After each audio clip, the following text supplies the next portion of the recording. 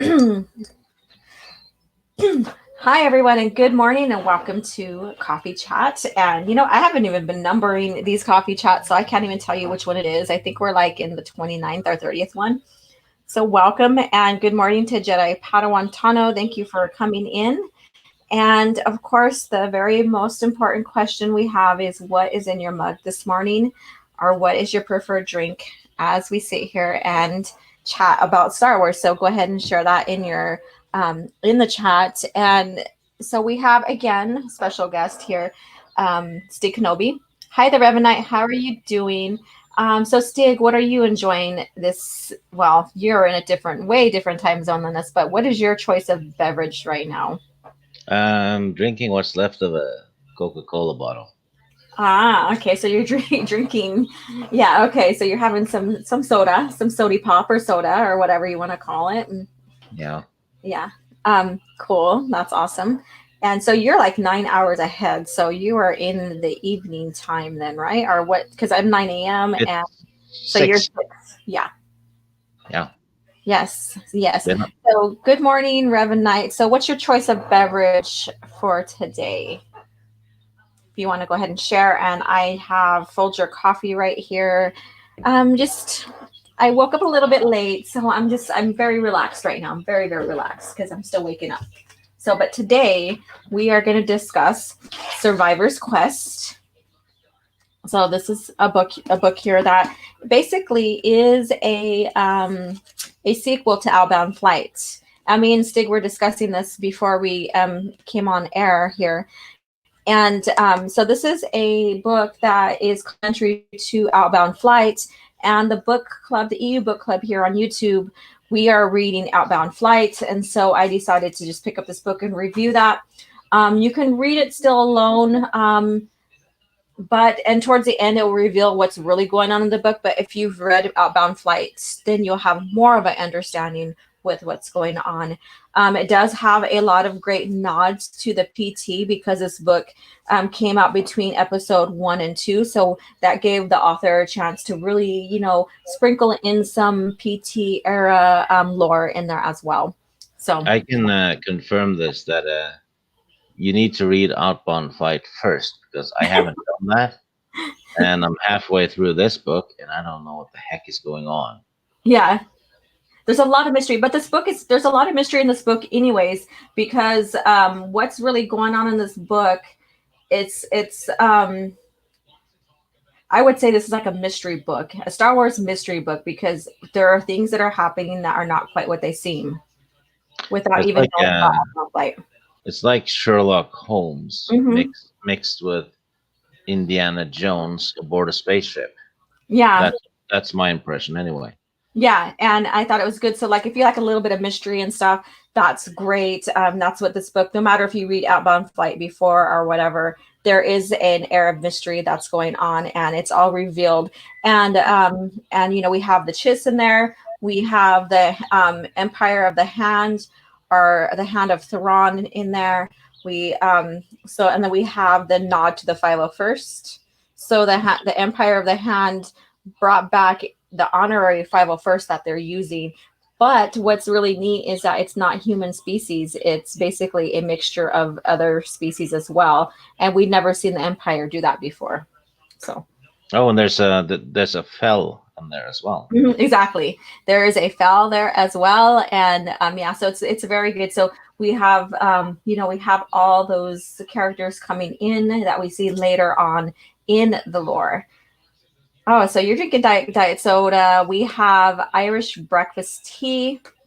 And great job on the Babe de Menace last night. OG was a hilarious show. Yes, it was very hilarious. It was, yeah, Stig. So if you haven't had a chance to watch it, I think you would be highly amused with that show. If it's not taken down, if it's not taken down. I was sleeping like a baby when it happened, so uh, Yeah. Oh, I that's good. missed it. Yeah. Yeah. And so this book here is a standalone book for both Mara and Luke Skywalker, just like Tatooine Ghost was for Han and Leia. So this is another great book. So if you're really a big fan of these two, this is something to read as well. So And I did post my review on there, and I did also mention in my review that the Outbound flight really complements this because basically it is a sequel to it. You would understand a little bit more of what's going on, especially when they get on Outbound, the wreckage of Outbound flight, and yeah. So let's see here. So we have 8 people here. So go ahead and like, share, and share on Twitter. Get everybody here. It's Thursday morning. I know sometimes my sleeping pattern has been off. So if I wasn't having coffee chat, I'd probably still be asleep right now. Did you tweet out the show? Yes, I did. I tweeted out and then I got shared, I believe. But yeah, so go ahead and share. We're just beginning, so I'm not too concerned. It's all good. Whoever comes, and we will discuss Star Wars and discuss why we love Luke and Mara and this book, and just nerd out with each other for a little bit. I think that sounds great. So Always great to nerd out with Star Wars. It is, especially the good part. Hi, Joel. How are you doing? Hello there. There you go. I just love when you do that. I think everybody does, Stig. I have like catchphrases. It's Yeah. it's that one and you're a twat. You're a twat. Don't be a twat. Yeah. You bastard. Bastard. You bastard. Oh goodness. You could tell I'm tired. That's okay. So Joel, my question that I always love to give to my viewers, they're in chat, is what are you enjoying? What is your choice of beverage that you're enjoying while you're sitting here participating in the chat and listening to us BS about Star Wars? So go ahead and share that if you want to. I mean, no, you don't really have to. No rush, but yeah, share it. No. And if you don't have a cup and you're not drinking anything, you need to do so now. Go get something. Go prepare your drink. Yeah, drink something. Hey, good morning, Grandmaster Luke Skywalker. Look who we have in the chat today. Hello there, my apprentice. And then, hello. Looks like we have people jumping on in this beautiful morning. I have my window open, and I'm in my art studio, and so my painting station is in front of my window, and that's where I usually set up my station for chat and stuff now. And so I have my window open. It's a beautiful day where I live at right now, so it's in the breeze. We have a breeze going on, so it's really, really nice. We have snow. Yeah, I know. I remember you saying that yesterday, right? Oh yeah, a lot of it too. It looks like midwinter. Mm-hmm. It's stupid and it's very unnatural. Like, it's stupid and unnatural, and I hate it. Yeah, I guess it everywhere. It's not like Anakin. Yeah, let's see here. I'm doing good. Stig is great. He's the OB1. Yes. I'm the second one, so I'm the OB2. The OB2. You're OB2. Or just have water while relaxing right now. That's good. Water is always great. And if you don't know me already, I teach yoga, and I'm really about fitness and staying healthy and stuff. And so usually, start off your day with water and end your day with water at least. It's really good for your organs and your actual overall body. Hey, Mr. Dystopian, how are you doing? Good morning. You're saying you practice yoga, but you're flexible about it. Yes. Yes. Hi, tweeted again, drinking iced coffee. Ooh, that sounds good as well. Hello, Lady Toriel. Yes.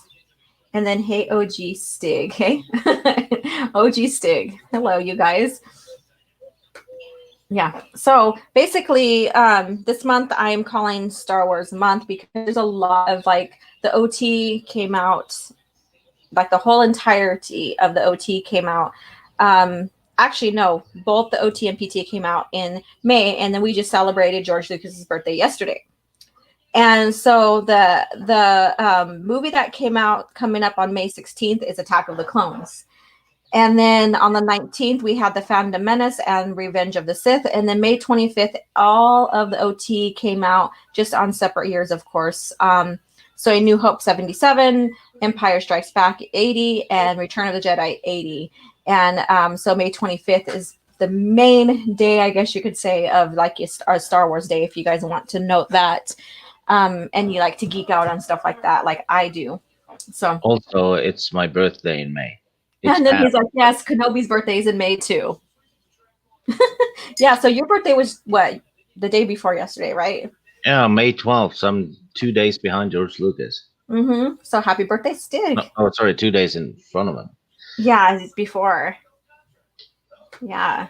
So you guys go ahead and wish Stig a happy birthday. And we just got done celebrating George Lucas's yesterday. And so May is just a good month for a lot of good things, right? And I just like boosted Stig's ego right there, but hey, you know, What? I don't have an ego. you're like, I don't have an ego here. I'm very balanced because I'm a Jedi. Okay, Matt G, this is too early, but oh my God, it's like Alora, and like you spelled my name wrong. That OG Stargate girl, as if. uh, oh Lord, that's a good one. And Joel, in it is indeed. By the way, I am a newcomer to your channel and content. So far, I've been watching all of your videos, trying to keep up. Well, thank you so much, and I appreciate it. Um, you know, this is more than just a hobby for me. I feel like that by doing this channel and sharing the EU, that I'm helping preserve original lore that happened before Disney. Um, so I'm glad you're here to watch, and I'm glad you're a part. Subscribe to the channel, and I'm honored, deeply honored. And I don't think I have any moderators in here, but you guys go check out Stig's channel as well. I'll put that information here soon. Oh Hi, no, it's just I just have silly stuff on my channel. that's okay. People need to laugh right now. We're in a situation in the world where everybody's like living in some kind of fear, doubt, worries, and stuff. We need to laugh, and so that's why I'm pointing them to your channel, because it's silly fun, So, all right, Subhuman 84. Good morning, O.G.Starwars. Good morning to you. Okay, crazy cat guy. Hi. Okay, and then we got. There we go. A good morning to Stig Kenobi. And good morning to you, sir. Yes, and happy birthday. Oh, thank you. Happy birthday, Stig. Thank you so much. Happy birthday. And then, yeah, happy birthday a bit late. Birthday, Stig. So, yeah. Ryan Kinnell sang happy birthday for me. Oh, well, I'm not Ryan. The guy actually can sing. Oh, yeah. I think he's supposed to be on what do you call it, karaoke today. Is it tonight or tomorrow? Tomorrow. Yeah, I think so. I think that's what Mary said, as I recall. But yeah, he's supposed to be on there. Yeah, it's good to have other talents and stuff. And myself, I was in choir for most of my life, and even into high school, even though I danced and stuff. And I've gotten awards for it as well, but I don't try to sing now because I haven't really kept it up. And it's an exercise that you got to keep with your voice and stuff. And I like to harmonize with my aunties and stuff. And then when we sometimes we'll sing native songs together, or sometimes we like to sing Patsy Cline songs because she has a beautiful classic voice. So I can't sing at all. He was like, I don't even try. can't sing or can't dance, can't play any instruments. Just no. But you can write. You can write, and everybody has their specific talents. So I can write a little bit. All right, Larry. Good AM to OG and Stig. Good morning. And greetings to all. And we have Abu Nas here sending love and good morning to my Legends gal. Good morning. And so you guys, if you're just joining right now, what is your choice of beverage? Go ahead and share. I like to hear that. That's also part of my platform for this channel in the morning. The morning coffee chat is, to sit down, grab something fun, like preferred drink that you like, and really talk about, Star Wars and what's going on in Star Wars, and whatever novel review I'm doing or lore review I'm doing, and just nerd out, and I like to think of this as we're all sitting in a cafe together, and enjoying coffee and our favorite beverages and just really chatting and having a fun, maybe yet serious conversation about Star Wars. And there goes someone zipping around by my house. Good times. Hey everyone in chat, how's it going? And then O.G.Starwars, hello dear, and the Star Wars, I mean Norwegian Viking. Hi Christy, how are you doing, lovely? She almost screwed up. I think she did it on purpose. That little Uh-huh. that Carol Baskins. Carol Baskin. I'm going to be cleaning up the house. As I listen to the podcast, so I'll be in and out. Good. Yeah, I know I got to get chores done too, but I don't want to. After I'm done here, I got to go and into town and take care of stuff, and then I was gonna go lay out in the sun and just soak up some sun, and then probably get chores done. Um, let's see here. So everybody's saying hello, and Stig has my birthday. So you have his birthday. You guys share birthdays. Is that it? It seems so. Mhm. Well, happy birthday to you, sir. Hope you had a Yeah, great birthday. you guys are birthday twins. All right, Luke McGuck. Good morning, everyone. Hail O.G.Starwars and Stig. So, what's in your cup? What's your choice of beverage, Luke McGuck? Orange juice for me today. Awesome. That's always good to get your vitamin C, especially right now when we're, in, I guess you could say, quarantine or social distancing. Amp up on those vitamins, especially vitamin D. All right. Let's see here. Happy Lucas Day as well. Let's see, Toral. Just straight up coffee with a little vanilla. Sounds pretty good. When I flavor my coffee, I use coconut milk that has French vanilla in it. I used to flavor it up with whiskey. Ah, okay. That you're like eye opener all the way, caffeine and alcohol. I usually had like 20 cups of it too. Well, this was back in the day when, When you were a hellion. well, yeah, when I enjoyed that sort of thing. And look, according to Christy, me Stig, never. You actually sounded a bit like her when you said it too. I know, right? I'm honing in, Christy. Oh, I love her. Okay, and Other Worlds Explorers. Oh yeah, and by the way, you guys, I'll be on Queen's Council tonight as well. So you guys catch us tonight, and they're like 3 hours ahead, so I think it starts at 6 for me. I'm not too sure. I'll share that on Twitter. So follow me on Twitter. Um, let's see here. I have my glass of sweet iced tea. That sounds great. I'll be covering the High Republic books on my channel when they come out. You are so brave, Subhuman. I'm gonna have to check it out just for the fact that you're covering it and my curiosity. And then I also like to compare and contrast between the lores. I And uh, I hope he isn't colorblind because those books are bound to be written in crayons.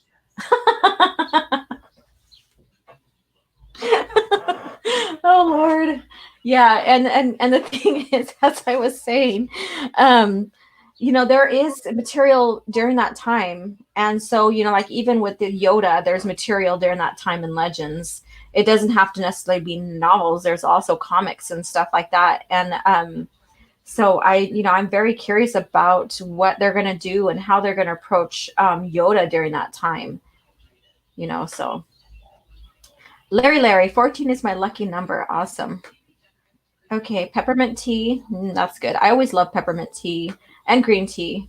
Um, Troy Hill, welcome, welcome, welcome. Hey, true to the rumors of Darth Vader Disney Plus TV show. Earl Jones was reportedly seen at some studio, possibly doing DV voice work. I have not seen that, but I haven't been paying attention. There's so much stuff going on right now, like bringing Ahsoka back in the Mandalorians and bringing, the character Bo Katan in as well as Boba Fett. I think right now they're relying on their Disney Plus to get material out because nothing can be, movie wise, nothing can really be produced. So who knows? I'll have to look into that.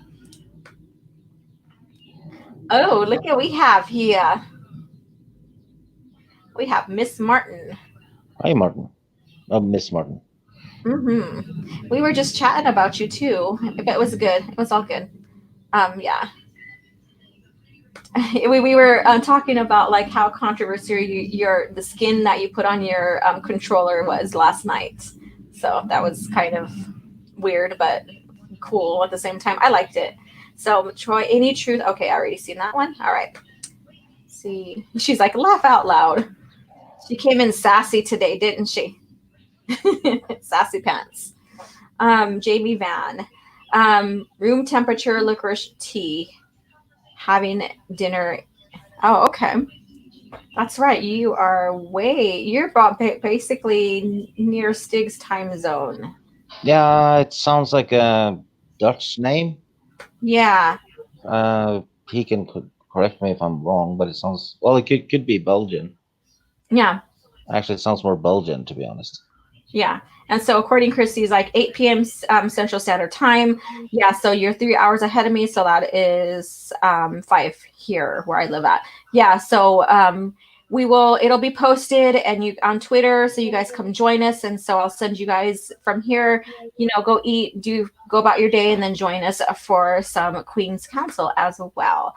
Other World Explorers, Stig, not the same Stig from Top Gear. No, it's actually my first name, Hmm. my real name, first name. Yeah.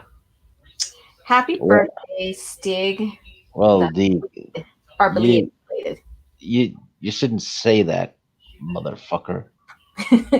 What a like mixed birthday message right there. It's like happy birthday, and then you ask. Happy birthday, and then insult. Habunas for the haters that lurking in the chat. Stop hating and get your education from here. You be a better Star Wars fan for it. Yeah, there's truth to that. Very much truth to that. So again, like I said, we're going to review the lore from Survivor's Quest and go over how it's connected to the PT as well as Outbound Flight, which is in the PT era of Star Wars. Um, talk about what Luke and Mara in general, and go from there. So I'm going to get through these chats a little bit more, and then we will continue on. So Riken, I'm just slippery sipping. I was going to say slippery. I'm telling you, I'm barely getting through my coffee here. I'm just sipping cranberry juice at the moment. As for serious Star Wars talk, have you ever wondered if Qui-Gon was more of a gray Jedi? No. We will talk about that too, maybe right now. He in the same way ahead of the council. So Stig, you want to go ahead and add your opinion while I sip, and then I'll Yeah. add. And D Carey, I knew there was no slide. I'm just playing along. It's just It's just a banter that he yeah, has. Yeah, yeah. so it's not. It's just a banter. But as for Grey Jedi, there's no Grey Jedi. It's the term stemmed from when people were playing Knights of the Old Republic and Jedi Academy and stuff, because they would level up their character with both light and dark side powers, right? Mm-hmm. And they just called that a Grey Jedi. In the Star Mm-hmm. Wars canon, there's nothing called a Grey Jedi. I see people say that Qui Gon was a Grey Jedi. He was not. He was a Jedi, but he had his own opinions. But he was a light side Jedi through and through. Mm-hmm. But so being a Jedi, you're allowed to have your own personal opinions. Doesn't make you gray. So that's where it comes from. It comes from video games, actually. It's a Yeah. fan. It's a fan term. Yeah. And so I'll expand on that. So that term was well liked, even though like when you play, it's an option, right? It's a level option on Yeah, game, which means that how you play it doesn't mean, and the levels, like, so you can grab any character and make them overpowered if you wanted to. yeah. Actually, yeah. You just mix mac. Mhm. It just depends on your play style. Because if you're playing Jedi Academy, if you get all the 3 points in Force choke, you can throw people off Mhm. trains and stuff, which is Yeah. a lot of fun and very effective because you get rid of an enemy right away. Yeah. But it's still a dark side thing, and Yeah. yeah, Yeah, and so Qui-Gon basically followed more of the living force of of the order or of the force, because there's like the living force. So there's like little factions, I guess you can say. And so his philosophy came more to that. And however, we had like seers, which were basically people who were given visions and even visions of the futures, and even philosophers. And Luke was one of them. And so one, like if you're more of the living force side of the force, or that's where your philosophy comes from, doesn't mean that you're gray, it or that you don't believe in the force, or believe, in, or your ways are better. And I had this debate yesterday on Twitter. And so in that debate, that part of the belief in the force was brought up. And then people were telling me, well, because of that, Anakin wouldn't turn dark because of the way Qui-Gon was if he survived. And my take is, even if the what if theories, I still think Anakin would fall, because he has proven that he would do anything to justify needs for himself or others.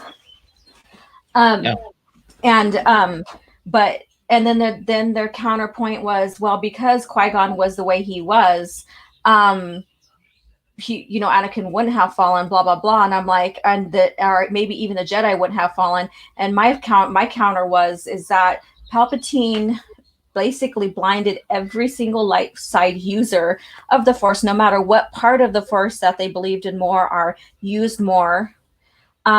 So even Qui-Gon was blinded. I think people put Qui-Gon in this like perfect Jedi box, and there's no such thing as a perfect Jedi, because when he uses mind tricks, he even used it to manipulate his own needs, and that was to get Anakin out of slavery, because he, is the chosen one. yeah, and And how do you do that? Jedi are still people, and people will always be flawed. Yeah, yeah. So that was an interesting debate. And then he kept on, this person kept on saying, well, he basically, or he would have seen Palpatine and them coming. I'm like, he didn't, because he was blinded by the dark side as well. So yeah, because if he wasn't blinded for like the for how he was using the force, so if he wasn't blinded, Qui-Gon wasn't blinded, he would have seen Maul coming before, way before the Naboo crisis. He would have felt Plagueis training Sidious. He would have felt, Sidious training Maul. And so basically he was blinded just as well. Crayon safe space font. Yeah. Okay, according to Christy, follow O.G.Starwars. Thank you. Okay, so that jumped. Where am I now? Okay, here we go. Compare the High Republic to Old Republic to see which one is better. I think we already know, but that would be interesting. Don't worry, Stig, I'm not colorblind. Okay, and good morning. Got my espresso and I'm ready to go. I am so glad you came prepared. Good job. That makes me happy. Yeah. All right. Yikes, my ears are burning. Why are your ears burning? I think it was because you mentioned the Xbox. You Oh, okay. didn't. Yeah, that's right. I since then forgot. Yeah. I don't know. Did she delete it? I don't know. I, The whole thing was silly. yeah, it was really silly. People Uh, should be allowed to put whatever sticker they want on their own Xbox controller. exactly. Sounds like they're bringing Anakin and Padme back as well. Yeah, I did see that portion too. Um, Well, they're bringing two characters back named Anakin and Padme. yeah. It's not going to be the ones we're used to. They're going to Yeah. screw them over. I fear my thorns, though. Hmm. Thanks for the tip. Yeah, watch out for her thorns, you guys. She is ruthless. Hey, come on, Stig. No slight there. What? You're telling him no slight? Do you know who you're talking to? Okay, Oh, so I was close. yeah. Oh, look at we have Grobnog here. Qui-Gon was a green Jedi Irish with a green saber to prove it. Yeah, and he was a friend with a. He was friends with a leprechaun named Yoda. There you go. Qui-Gon had a particular set of skills. Yeah, well, every Jedi has particular set of skills, and that's what I liked about the original lore is that everybody's skill level with the Force was vaguely different, and that's what made the Force more mysterious as well. Is that some people had certain attributes and I wouldn't say powers, but abilities, and they were stronger in them, and some weren't. And I will just go ahead and use him as an example, but that's Corn Horn. He's a great example of having not having telekinesis, but having other force powers that still was able to make him master. So Vision Quest. Did I say Vision Quest? I said Survivor's Quest, right? Yeah. I did. I say. I'm like, did I say Vision Quest when I meant Survivor's Quest? I believe that Anakin's fall was partly of the prophecy, and it could be. And this book that I'm gonna get into that complements Survivor's Quest a little tiny bit, just lore wise, it does have the Chosen One prophecy in here. But what's so funny, and I was cracking up in this book because we have people, and Stig will probably cringe, but this is how this book is made. But we have Luke and Yoda and Tommy and Dooku, Anakin and Ahsoka, Darth Sidious, and of course, I said Luke annotating in this book. So Sidious crossed out the Chosen One prophecy in this book. So this book has been handed down through the generations and through even the fall of the order. And so we have, So little uncivilized. So uncivilized, right? So we have over the years, Jedi and even a Sith annotating in this book, Yeah. putting comments and stuff. And there's fun banter in here as well, especially This with this. this is why the Sith need to be destroyed. They write in books. Well, we do have Yoda writing in the book. We also have Luke. And Luke says that this by writing and annotating in the book and stuff, it keeps the book like a living archive. So, yeah. So that's his take on that. So, but yeah, so the Chosen One prophecy, I mean, you can look it up, but in this book, because it's Sidious got a hold of it during the purge and stuff, he basically crossed out the prophecy. So, yeah. And Luke says, these pages were already defaced when the book came into my possession. I don't know who tried to suppress the prophecy, but it was most likely the Emperor. And that's from Luke. Or Carol Baskin herself. Carol Baskin did it. Just blame her, right? Carol Baskin. There we go. All right. It seems to I seem to remember that Phantom Menace Obi-Wan sent something Qui-Gon didn't. Everybody started basically suspecting things a little bit, but it was like little nods, and they couldn't quite pin it what's going on. Oh, this in a way got retroactively added to the EU because in Darth Maul Shadowhunter, which is a book that takes place right before Episode 1, Kenobi has a near Maul experience just right before they leave for Naboo. Hi, Becky. Hope you're well today. Yes, Becky. Just she's so lovely. I adore her as well. Stig, the best Swedish disliker. No. And again, that's all banter. So just announcing that here. It's all fun. It's all for shits and giggles, basically, right? Okay, Larry, where did the dark saber come from? Depending on the lore, new versus old. It did come from the Mandalorians, and it came from a Mandalorian that was also part of a Force user. I'm not going to go too much into that, but maybe we'll cover it once I decide to read that era of the lore as well. I am not too privy as much as to exactly it in the new lore. If you want to expand on that, Stig. In the new lore, just Filoni adding it because he thought it was cool, Hmm. Yeah, which and is he had like basically everything added to the Clone Wars cartoon and Rebels is just stuff he adds because he thinks it's cool. yeah, and he doesn't really necessarily do the research on it, and so it kind of just it muddles everything up. That's why I'm glad now that the Clone Wars is now basically Disney canon, Well, because then it's it's he's actually messing up Disney canon with it now. I know, but that's why I'm glad too as well. That's my thing. But yeah, so we'll cover it a little bit more on that. That's the one thing I want to explore is the dark saber because I think it's interesting as well. And so we'll get into more depth when we go back into the lore and read about it and stuff like that. But it's very very interesting. Was it Vesela? Like what's his last name? Vesela or something like that is the one that created the saber. I'm thinking at the top of my head. It's like I'm rehashing everything right now. But yeah, so Vesela both in both timelines basically was responsible, I believe, for the saber, and I might have got his name wrong too. So I apologize. Um, Old Republic is better. Not even looking forward to the High Republic in the future. Then don't.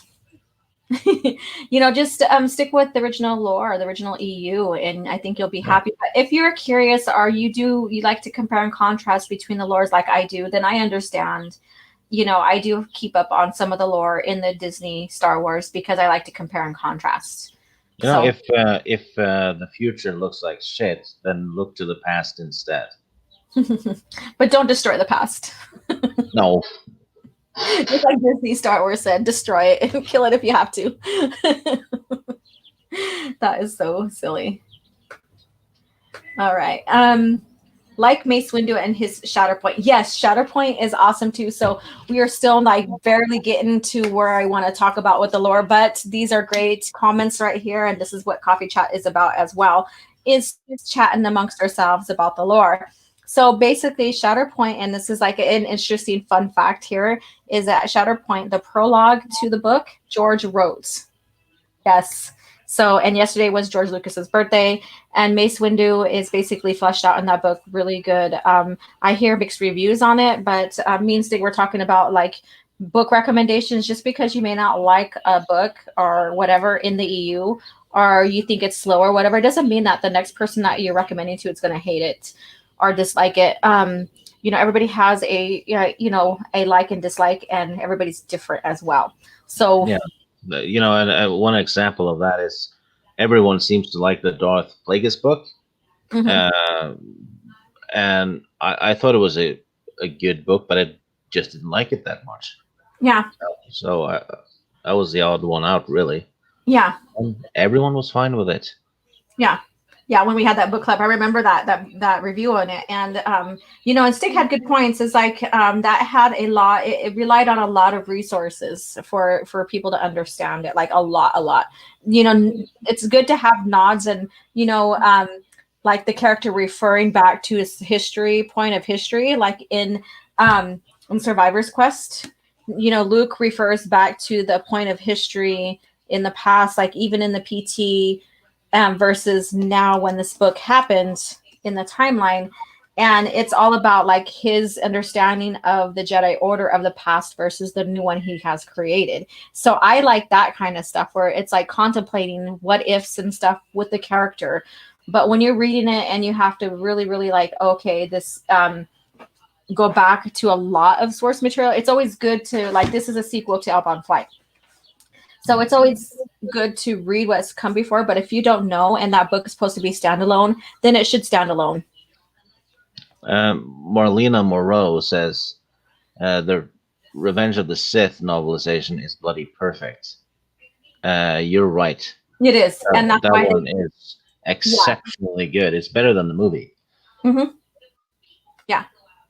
And I think Disney put it into Legends because of the references it has back to the EU. So as far as that's my understanding that even though it's the novel to the movie, I think they put it in Legends more or less. From what my understanding, I could still be wrong, but it does have a lot of callback to the EU as well. Um, they D They just need to add back into the movie the reason why Anakin was upset by not being a master, not being able to use the Forbidden Library to save Padme.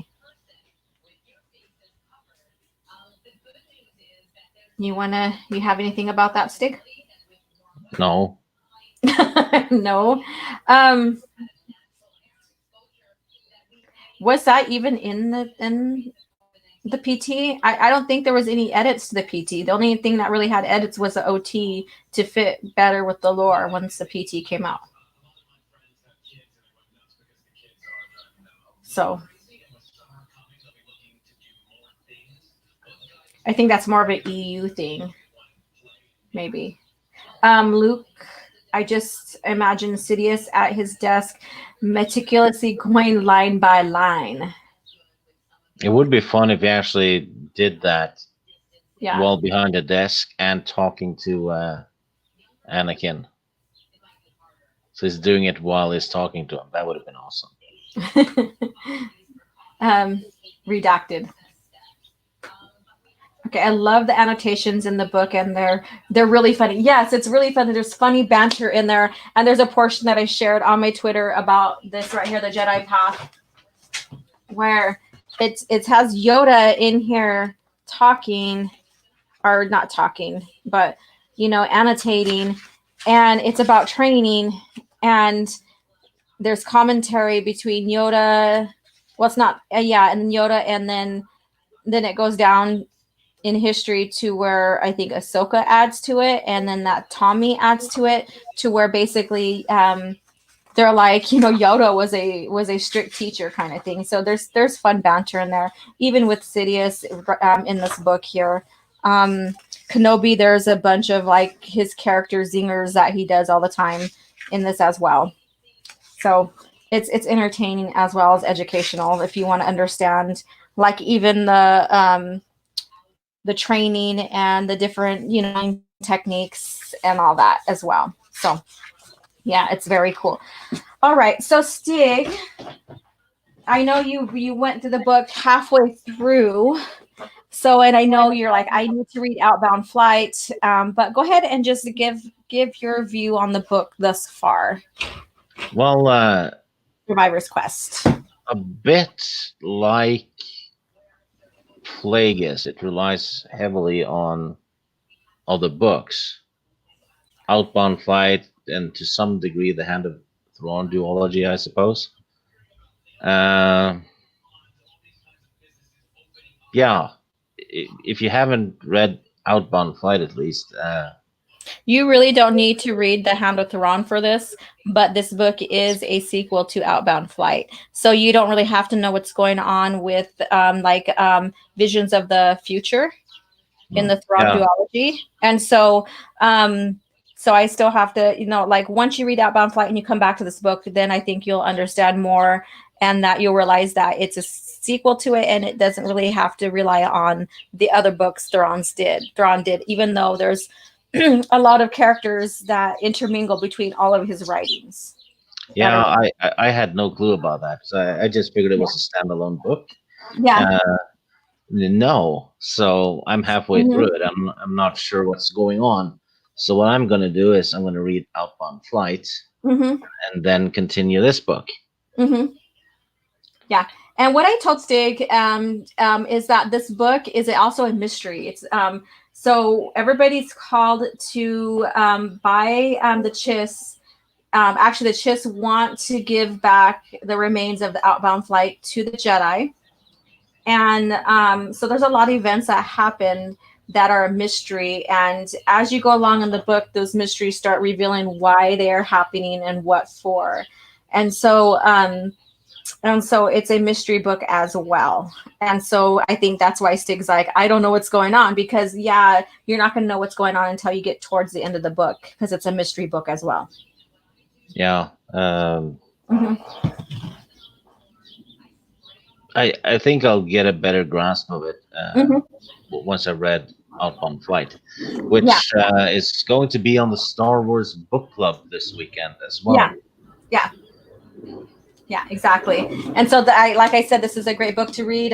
It is a sequel to, and I was trying to recommend it to the book club to read this after Outbound Flight, because they tie in really well together. It fleshes out what once you read this, or once you read Outbound Flight, it fleshes out like what had really happened with Outbound Flight and why Luke and Mara were called to investigate the remains because they were found, and all that, and their journey with that.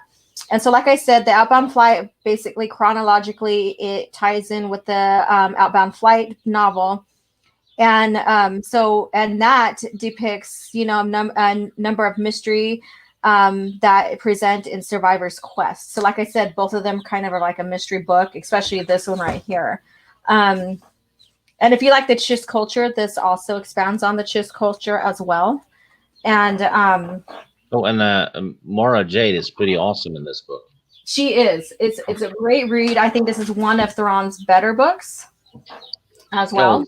Zahn anyway. Zahn, not Thrawn, Zahn. Yeah, yeah. Yeah, for the first half of the book, at least, Mara is pretty awesome in it. Hmm. Well, in my opinion, she steals the show easily. Luke isn't that great in this one so far. Yeah, and you know Um, what? Rightfully so, because this book has her contemplating on taking up the invitation to join the Hand of Thrawn for a greater cause and going back to the Empire. And so she's still stuck with that. And she's also has survivor's remorse as well, because she's the only one that survived out of the Empire. Like the heads of the Empire is the only one that survived out of all of it. And so yeah, she's got a lot of turmoil going on and struggle going on within. And she's facing her past when she's going through the mysteries of Outbound Flight. And Luke is facing his past in a sense to where, his, in a way, Kenobi and Anakin were involved with Outbound Flight for a portion of it. So I'm not going to spoil Outbound Flight book. And then also to about Yoda's teachings and the old Jedi Order versus the new. So yeah, yeah. I'd say this book is more a Mara Jade book than a Luke Skywalker book. It's more yeah, like 60% Mara, 40% Luke. yeah, yeah. And It, it's not it, bad it, at all it, because it still doesn't degrade. It still doesn't humiliate Luke at all. no, no, not at all. It compliments. And I think that might be why Mara is in front of Luke on the cover. Yeah, yeah. At Because we least I think have so. Mara, then we have Luke, and then we have the Chiss. Yeah, I think that's Form B right there. So yeah, yeah. And then also has like a callback with past Jedi that were on the Outbound Flight, like Lorana Gensler, and her brother is the one. His name is Dean, and basically he impersonates a Republic ambassador to get involved in retrieving Outbound Flight as well. And he has mixed feelings about his family's heritage, with his sister being the only one that was able to become a Jedi and tested well to become a Jedi. And he was very, very young when that happened. But growing up, his parents were very, very fond of the Jedi. So they always put her up on a pedestal while he felt like he was insignificant. So he had a lot of that, I wouldn't say hatred, but it just that I would maybe jealousy and feeling insignificant, when it came to his sister who became a Jedi. yeah. And for those of you in the chat that are fans of Mara Jade, Mm-hmm. she has her very own video game Mm-hmm. called Mysteries of the Sith. If you can get it on GOG.com, and you get it with Dark Forces 2. So if you buy Dark Forces 2, you get the Mara Jade game as well. I wouldn't say it has aged well, but still, if Mm-hmm. you want to play a video game, ask Mara Jade. There Yeah, actually is one. yeah, yeah, and and so like Stig said, yeah, it's you see a lot of Mara in this book, and I think rightfully so. Um, I also like I said, like in the nods to the PT in it, like with Luke contemplating his role with the Jedi Order and what he's doing. Like even he's even like rethinking his marriage in a sense, And I don't know if you got that far, Stig. But basically, he is rethinking his marriage. And I did read this on my review, and I'll read it here. And then I'll refer back to the Jedi Path as well when it came to Outbound Flight.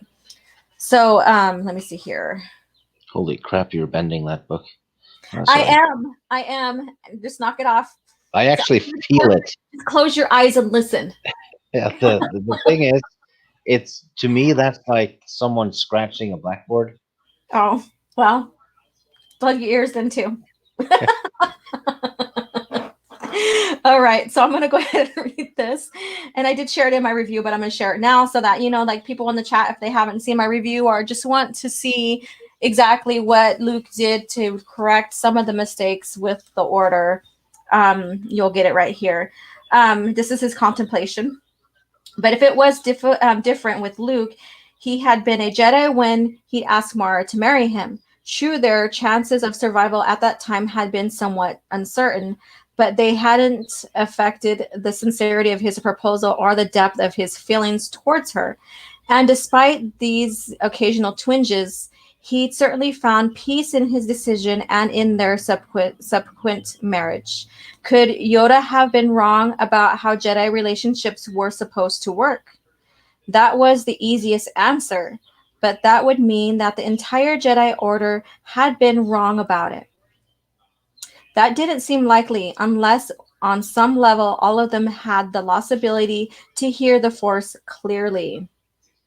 Could that particular dictum have ended with the fall of the particular group then? Yoda had also said something about the Force having been brought back into balance, though he had been somewhat vague about the details. Could that have rendered that part of the Jedi Code no longer applicable? So yeah. So I just love those little moments, and I like those little things. I really, really love. And I'm gonna break your heart again, Stig, but I did annotate and outline Uh, that. I have a very soft spot for books. You know, don't do that. Book abuse. But you also told me that you understood when we first started talking about that annotating and stuff like that. So O.G.Starwars, I still say if you weren't such a good artist, you could have a job in Marvel or at Disney, Marvel or at Disney and Disney. No, because Disney don't hire fans.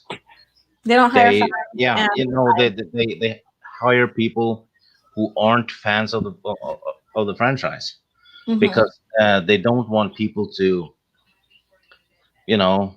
talk back at them, right? Saying, no, you can't do this, stuff Yeah. like that. And Midnight's Edge, I think it was, talked about that. Yeah. And it's the same with a lot of franchises, Star Trek as well. They just want people who do what they're told without question.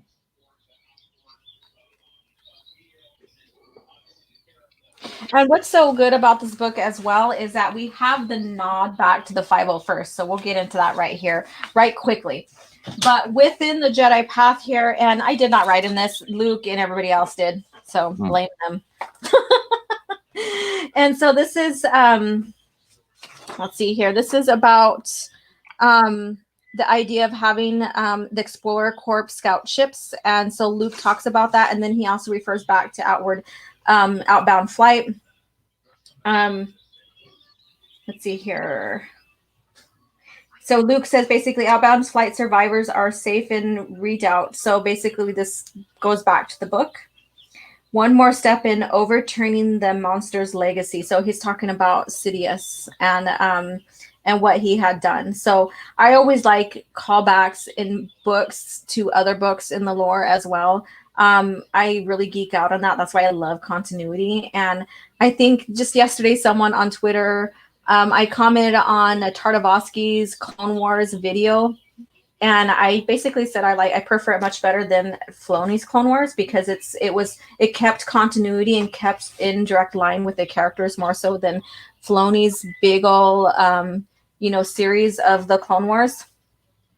And basically this person tried to say that that like Legends isn't continuity or something like that. And I'm like, what? You don't know what you're talking about. Have you even read any of the books? Have you even read any or watched any of like the Clone Wars Tartakovskis and stuff? So yeah. So that's my rant. Let's see here. Let's see. There was an unlockable skin for Mara Jade in the PS2 Force Unleashed. I did not know that. Oh. By the way, Kyle Katarn steals the Death Star plans in Dark Forces 1. Yeah, him and Jan Ors, I mean Jyn Erso. They're not even trying to hide that they ripped it off. No, they're not. Just like, with Rise of Skywalker, they ripped off Dark Empire. Yeah, just take the white girl and the Asian girl and make her Asian and move some letters about. Mm-hmm. Nobody will notice. Yeah. I feel a disturbance in the force. Hello. So if you guys are just joining, we have about 22 people here. So good morning from Kelly. And so what's your choice of beverage? Share in the comments. I like to hear about it. Love Mysteries of the Sith. Just played it again a few months ago. Awesome. It's always fun to revisit old games. I grew up playing Mario and all that. And then by the time all these other games came out with Star Wars and stuff, I was already like either dancing on a dance team for my school or in the band. So yes, I was in the band at one point playing an instrument because my history in my family, my grandfather owned a music store. And he could play just about any instrument. So I have musicality. And he also, when he came into the United States at a very young age, at 14, he enlisted into the services. And then through that, he also played in various orchestras and stuff as well. So yeah, he's Filipino. So the thing about old video games is they're only old for the first 30 minutes. Mm-hmm. and then you just get into them, right? Exactly. It's like a brand new feel again, right? Yeah, and you just get used to the dated graphics because you're immersed in the game anyway. But I've seen, Callum Johns. He's replaying those old Star Wars games on his channel, so he's almost through the entire Dark Forces, Jedi Knight series. Yeah, and I do believe he's done all of Mysteries of the Sith.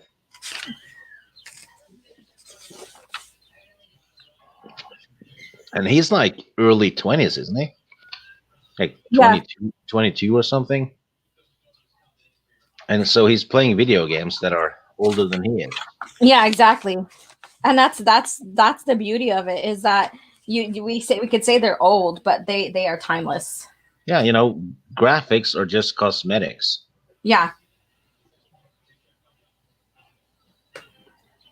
Yeah, they ripped it off and did it poorly. Yeah, and like Stig was saying, they turned the Asian woman to a white woman. So much for diversity, right? Yeah, and so much for fans not wanting Asians in the movies. I mean, everyone loved Jan Ors. Yeah. Well, they did remove an Asian from the Clone Wars as well. Yeah. Mm-hmm. Ahsoka's love interest. They added the Antifa sisters instead. Yeah. Mm-hmm. Green tea with honey. That sounds excellent. I love hot green tea in the evening with honey. That is like just something just to sip and relax. So some people only count the movies as canon, and that's their choice. That means we are missing out on a lot of lore. Also, it means they can only count to 6. That was harsh. That was a big Stig. Jedi Academy, baby, great games, and that's what I've beaten that game probably 15 times. It's so awesome. Yeah. Yeah, and Joel, Clone Wars 2003 is fantastic, but I grew up watching the Clone Wars 2008 with the prequel trilogy, and I loved it.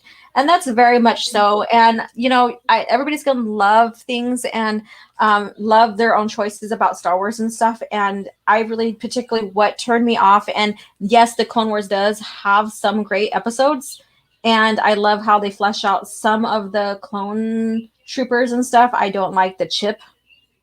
I think that was ridiculous. But when you look at it and you have and you're well aware of the lore that was established, it breaks a lot of continuity. So doesn't mean that there's some videos that are movies or episodes that were bad. I give credit where credit's due. Like I've tried, there's some things with Disney Star Wars. I'm like, yeah, that was okay, or I see that, and but overall, my heart's not with Disney. So they nix exactly, and I did do a video on that. I think, yeah. So the sister in the Clone Wars were so annoying, and that's what I heard. I didn't watch that episode. You watched the episodes too, right? Yeah, yeah. They don't feel like Star Wars characters at all. They felt like they were Uh, shoehorned in there, right? yeah, oh yeah, they absolutely were, because Mm-hmm. it was in 2015 Uh huh. at Star Wars Celebration. They showed the unfinished episodes of this Clone Wars season, right? Yeah. And those two sisters were not in it. Ahsoka's Asian love interest was supposed to be there. They just cut him out and added those two sisters. Yeah. So no way in heck is the Clone Wars season 8 we're seeing now Mm-hmm.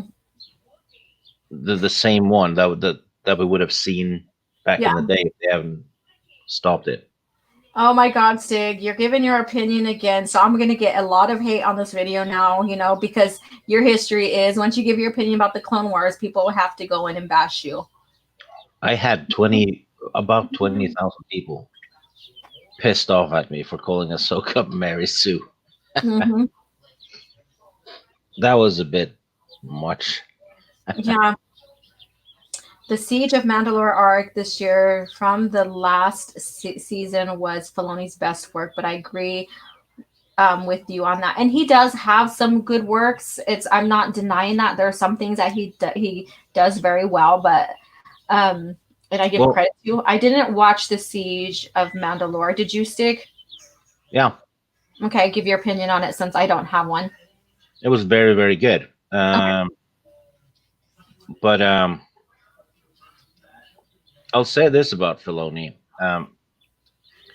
He's very good at creating entertaining content, Yeah. because the Clone Wars is entertaining. Mm-hmm. Even though I'm not a huge fan of it, I have to give him credit for that. And I guess the problem I have with it is how sloppy he is with continuity, including his own continuity. Yeah. So he's an entertaining writer, but a sloppy one. Yeah. And I guess that sums it up then. It sums it up pretty well.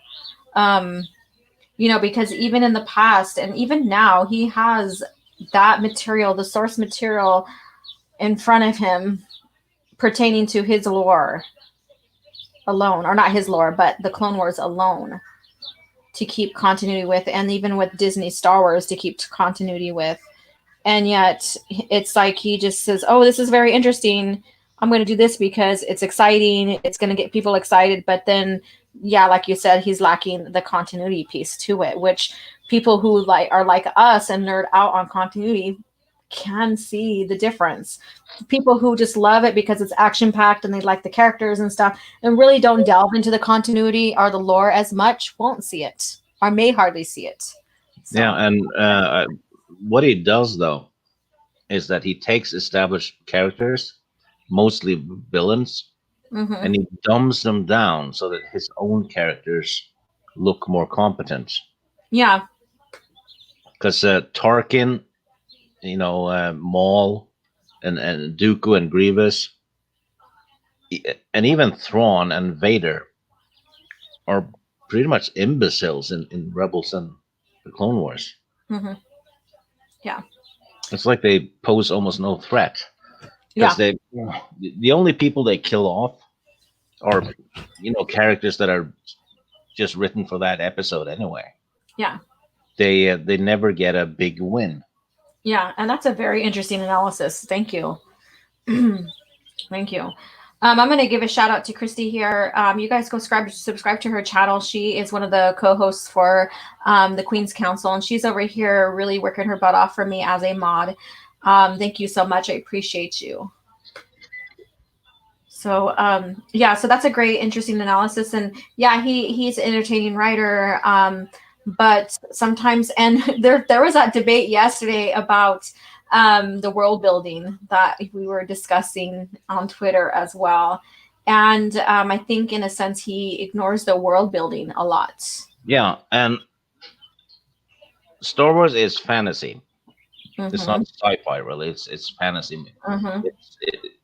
It's more like the Lord of the Rings than it is like Star Trek. Yeah. But the if you don't have a solid foundation, which would be the world story takes place in, that has to be solid, has to be Yeah. believable, has to feel real.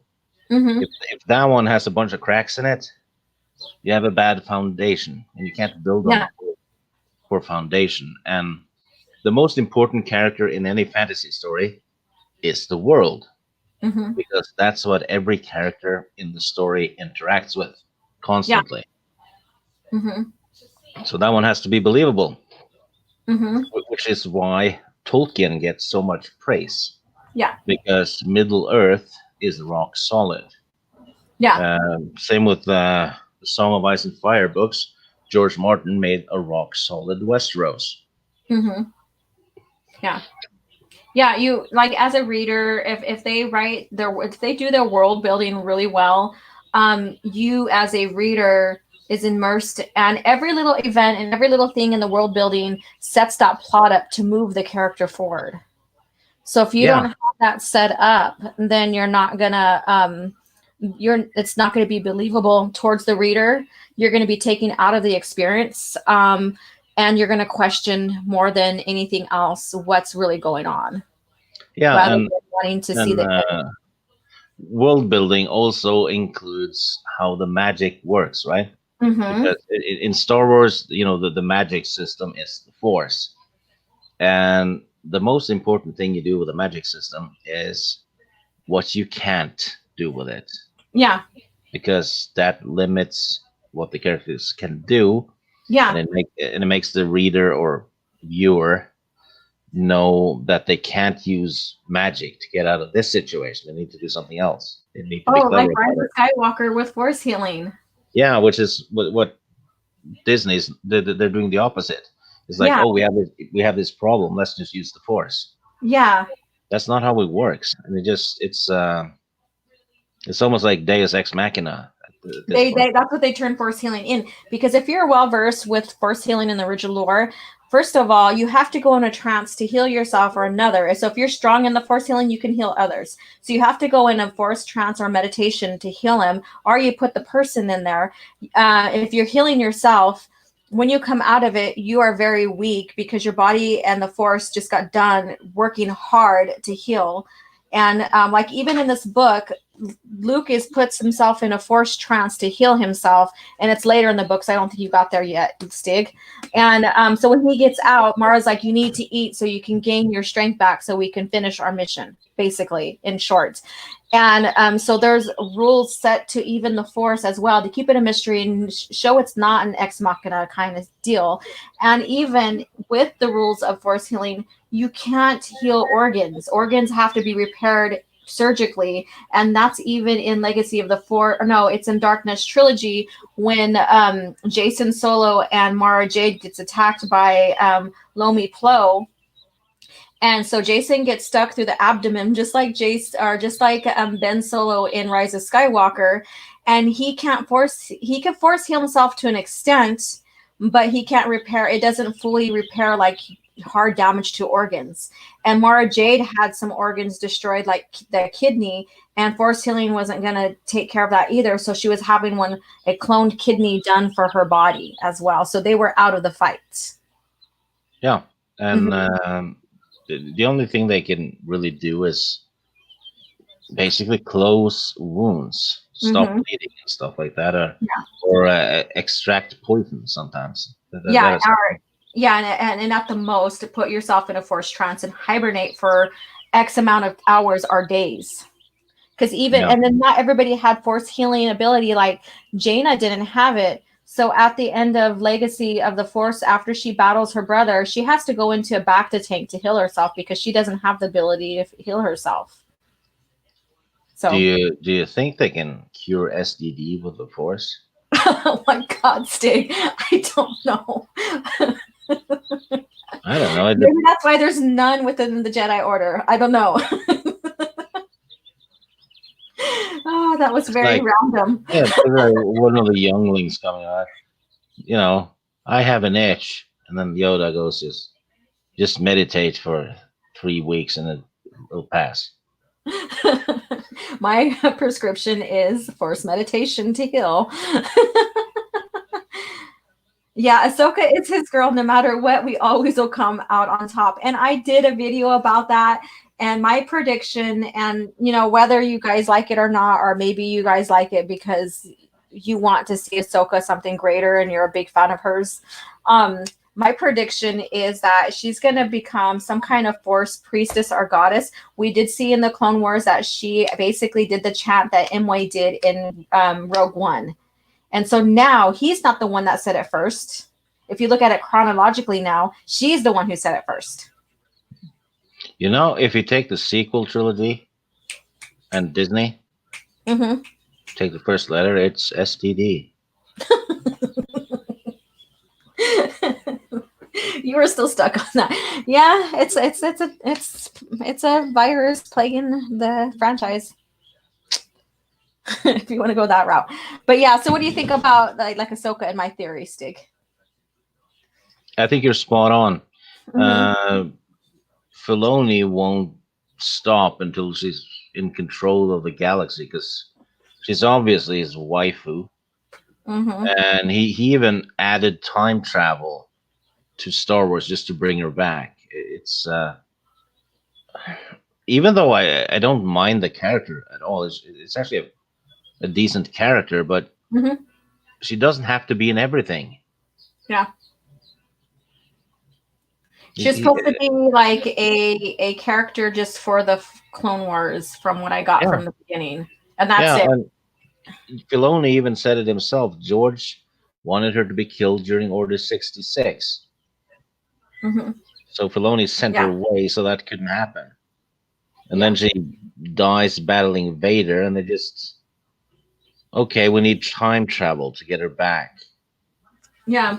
It's not even how it works, But they you were know. even vague about her dying according to Vader in that fight because I did go watch that video or that portion of the Rebels because I was very curious about that because I was like I thought she was supposed to be dead, kind of deal. And I'm like, oh, they're gonna kill her off.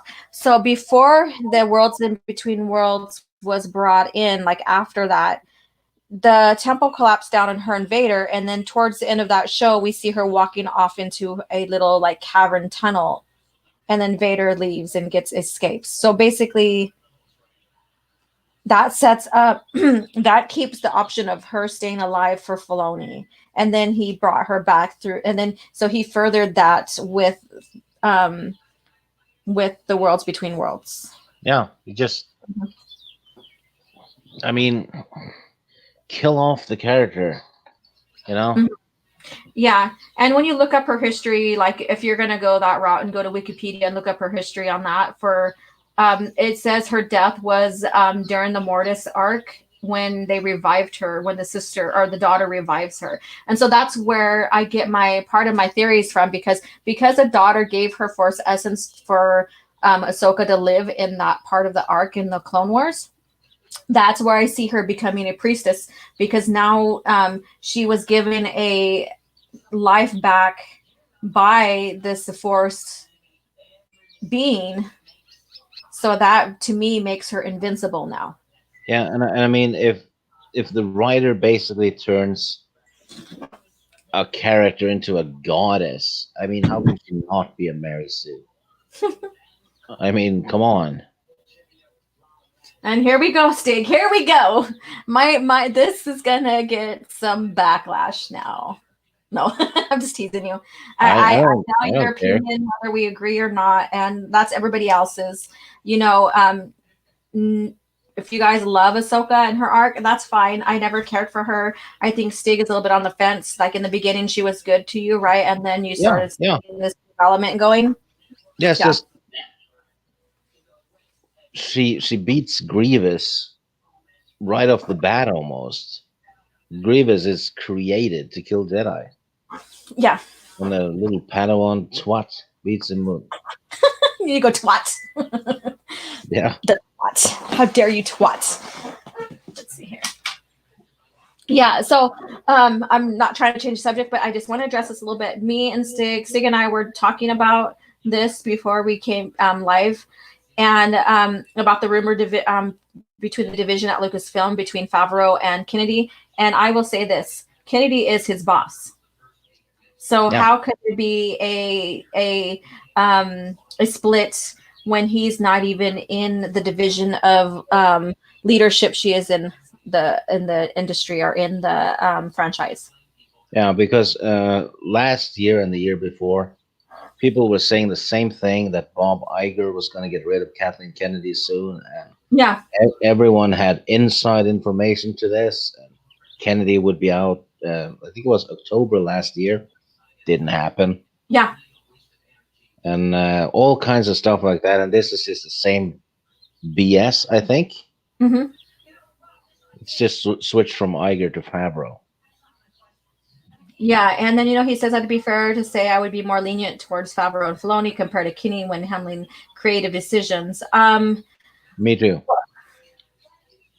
I don't But think that Favreau and Filoni have like if people are also putting them as like the president or as the leader of Lucasfilms, and I don't think they have the capacity or the skills to be in such high positions right now. yeah, and then that book about the making of the sequel trilogy, Hmm. and it has that page with the meeting that took place when they planned the Yes. sequel trilogy. Yes. Dave Filoni was the one who suggested that they make Luke. Bastardized Luke Yeah, exactly. completely in short. That was his idea Yeah. to turn Luke into a hobo so they could promote Leia. And he said it was to bring the matriarchy back to Star Wars. Guys, So just basically, he's he, saying, he's a suck up. He was yeah, saying yes to everything Lucas um, said, and he was praising the prequel trilogy all over the place when he just got hired by Lucas, and now he's just saying what Kennedy wants to hear, right? All about yeah. feminism, blah blah blah. He's a suck up. Yeah, don't bite the hand that feeds you, right? That's the Yeah, thing right there we're seeing. yeah, And yeah, and I was talking with Abu about like Pablo Hidalgo as well, because in this book I have in front of me, and I do recommend it to people despite who the author is, but this is a reader's companion and it has the majority of all the novels, even the short stories as well, and it's pretty much in chronological order. There is summaries of it, like synopsis of the stories or of the books. Actually, it has all the main characters listed as well for each book, as well as the worlds that are visited. When it's published, who is the artist of the cover of the book? It has a lot of detail, even like little notes about like how why this book came about, who was involved building or writing this book, and all little notes about that. Pablo Hidalgo did put this book together, this reader's companion together. And, he even states, of course, George has every right to say what is not, canon or whatever. And that's his right. He's the owner, right? And it also says that everything is, all these novels are authentic to the movies. So basically saying it's canon. Um, and stuff. So I do recommend this if you really want to get into the EU and you're still building your collection and stuff. With these little information in the book, the synopsis of the book as well, you can get a clear understanding what that novel is about, and then do your purchase accordingly if you don't have that. So it's called A Reader's Companion for a reason, and it's a great book. And so this kind of debunks what Hidalgo has said and currently is saying about the EU, the past EU and stuff as well. So that's my tiff on that. And again, Yeah, he's not it's fighting the hand that feeds him. yeah, it's ironic though because he keeps saying that the EU wasn't canon. And there he is. He's written a movie.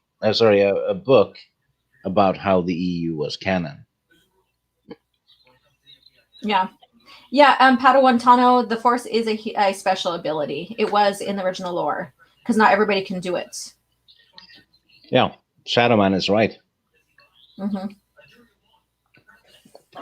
As does the Fab from the Mandalorian that Mm-hmm. can track anyone across the galaxy for some weird reason. Yeah, That means Snoke could have done that to find Luke or exactly. or the rebels or Rey Mm-hmm. or Palpatine and Vader could have used it to find Kenobi and Yoda Yeah, they could have used it to find Luke. or the rebels.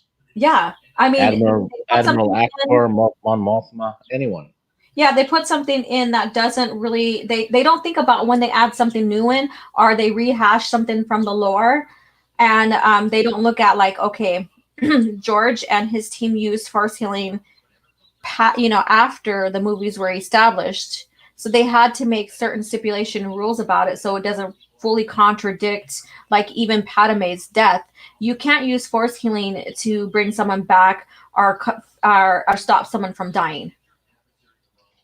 That's established. So that's why you didn't see like Obi-Wan, and Obi-Wan doesn't have the ability to force heal anyways. That's not a part of his force abilities. But if he did have it, and in Disney Lucas's philosophy or Disney Star Wars's philosophy for the lore, anybody can use the force healing now, and it can be used at any time and for any reason. Yeah, so he could have healed Qui-Gon. Yeah, and he could have healed Padme from her broken heart scenario from dying, so that the twins can have a better life. Yeah. Think about it. Think about it. So they put like stuff from Legends in without even really doing their research and why there was rules behind it, or they put something new in it without really realizing how it affects like the movies and even past and present in the lore.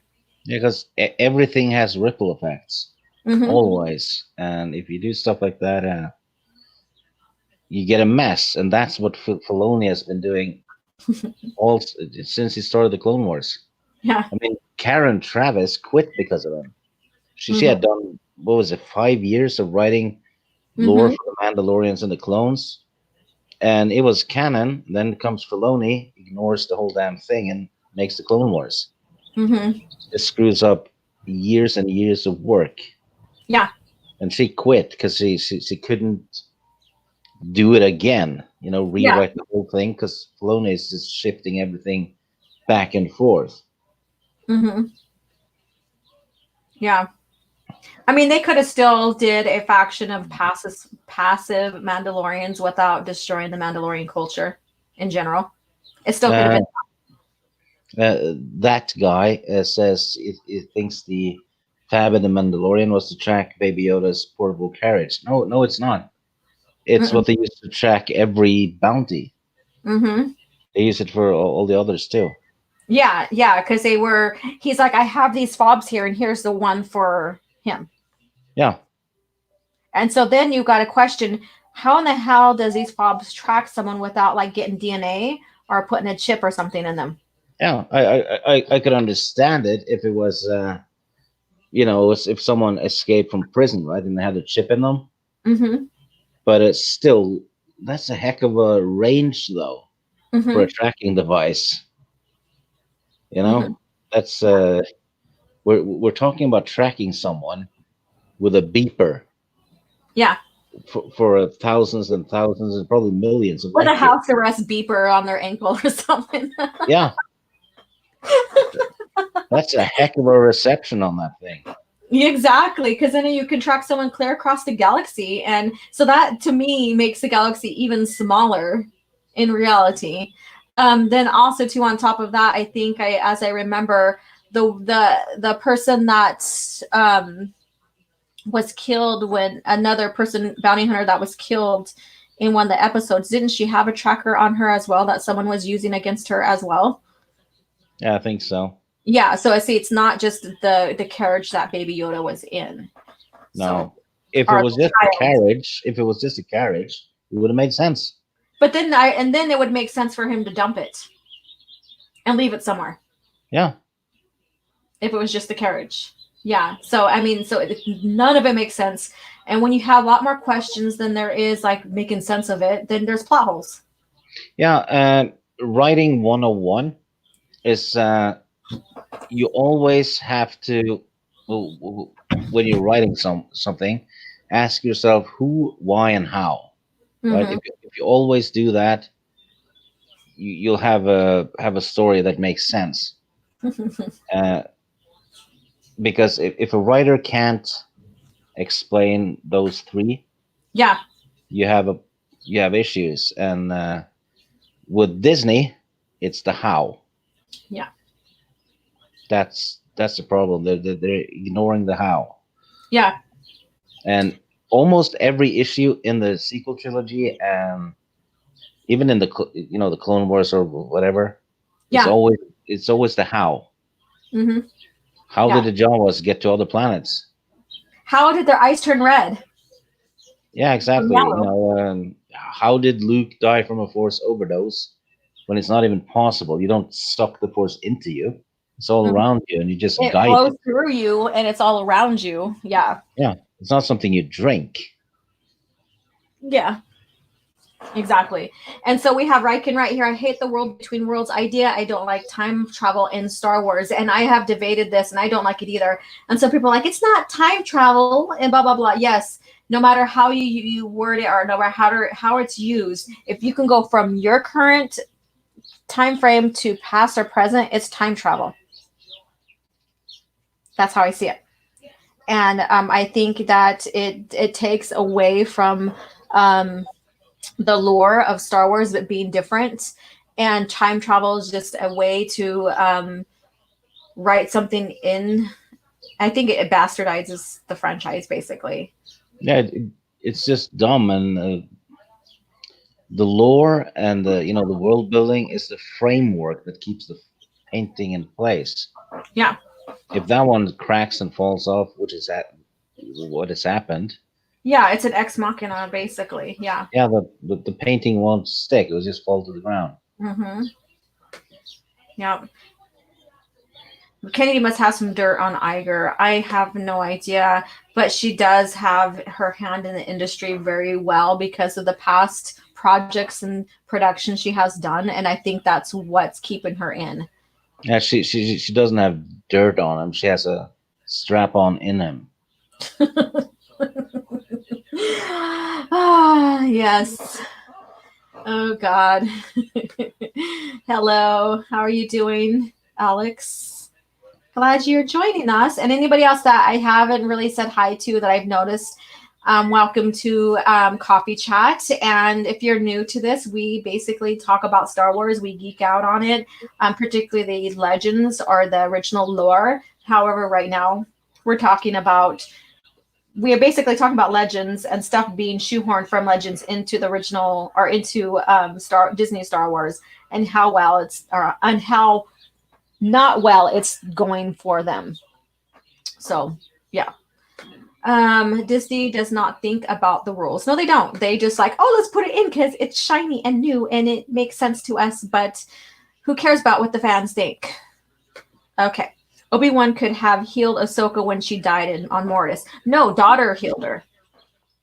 Yeah, but Kenobi could have done it too. Exactly true. Yeah. Anakin, whoever, Yeah. could have healed herself. Yeah. And when you look at the who has force healing abilities, just because a force user has it doesn't mean they're very strong in it. And Anakin did have it, but he is the chosen one, so I don't question his abilities. However, it's proven that even the chosen one has some abilities he can't really use as much as other people can, and I like that because it still shows that even though he was a product of the force, he's still human, and that there's still rules when it comes to the force. and with a Jedi or Force user. So that's just my take on that. That's that guy says. I think you tracked that. I think you covered that already. Thanks, Stig. Just want entertainment money. Yes, and that's what it is about right now. Before Disney acquired Star Wars, it wasn't under a franchise, like a big corporation. And I think that's why it stayed genuine. And then once now it's under a corporation, it's just all about the money and that's it. So they didn't just break. Oh, where did I go? There we go. They just didn't break canon. You broke the magic system and the physics of space with all the Disney Star Wars lore. Yeah, pretty much. That's in a nutshell. Move over AT&T. We got fobs. Yeah. Filoni's Clone Wars should be Disney canon only. I think basically it is now put into Disney canon, even though it does have a lot of like broken EU in it, and that's how I call it, broken EU. I think now it's officially Disney canon. So yeah, they even specify that because the Clone Wars, well, everything not the 6 movies were EU. Yeah. Because they expanded on the movies, right? Yeah. Expanded the universe, but Disney, when they took over, yeah, specified that they would scrap the EU and call it Legends, with the exception of the Clone Wars. That's what they said. So if someone says the Clone Wars wasn't EU, it's bullshit.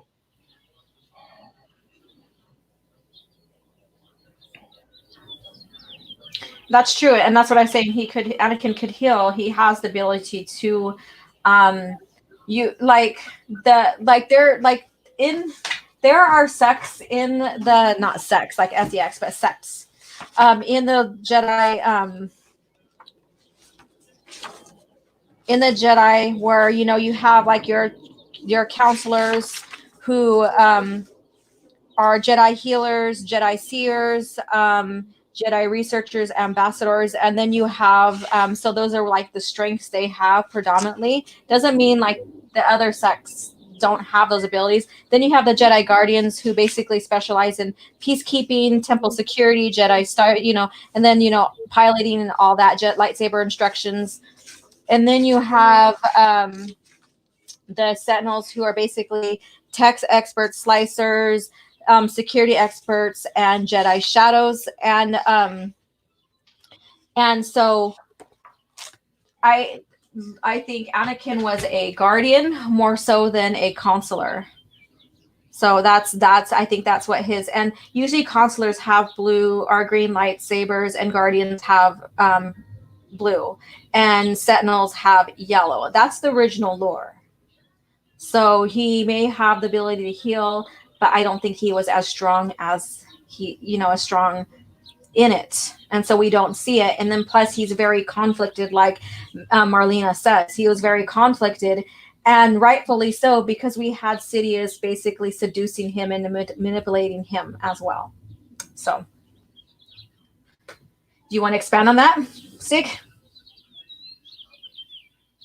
Nah. I think you nailed it. Okay. All right. I thought maybe you would have some things to say about that. No. All right. Okay. Lady Terrell, time travel is a way to bring back characters for Disney when things aren't working to keep people watching. Yeah, it's lame. Very much so lame. And people are like, well, there was time travel in the original lore. Not necessarily. They're basically like the one incident was a hyperdrive mistake. And that's back in the pre-PT era when hyperdrive was being invented and first discovered and being used.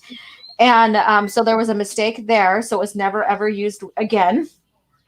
And then later in the lore, Legacy of the Force, Jason Solo learns how to flow walk from, I think it's the Antine monks. I could be wrong. But basically he can go flow his essence into the future or past to witness things. But if he manipulates anything there, it could kill him or or anything like that. And the Force will always correct itself, basically. So that took care of that as well. So I wouldn't say that was necessarily a time travel because there was no way he could manipulate anything. It's just like getting a Force vision, but you're physically there. Which is what I said earlier.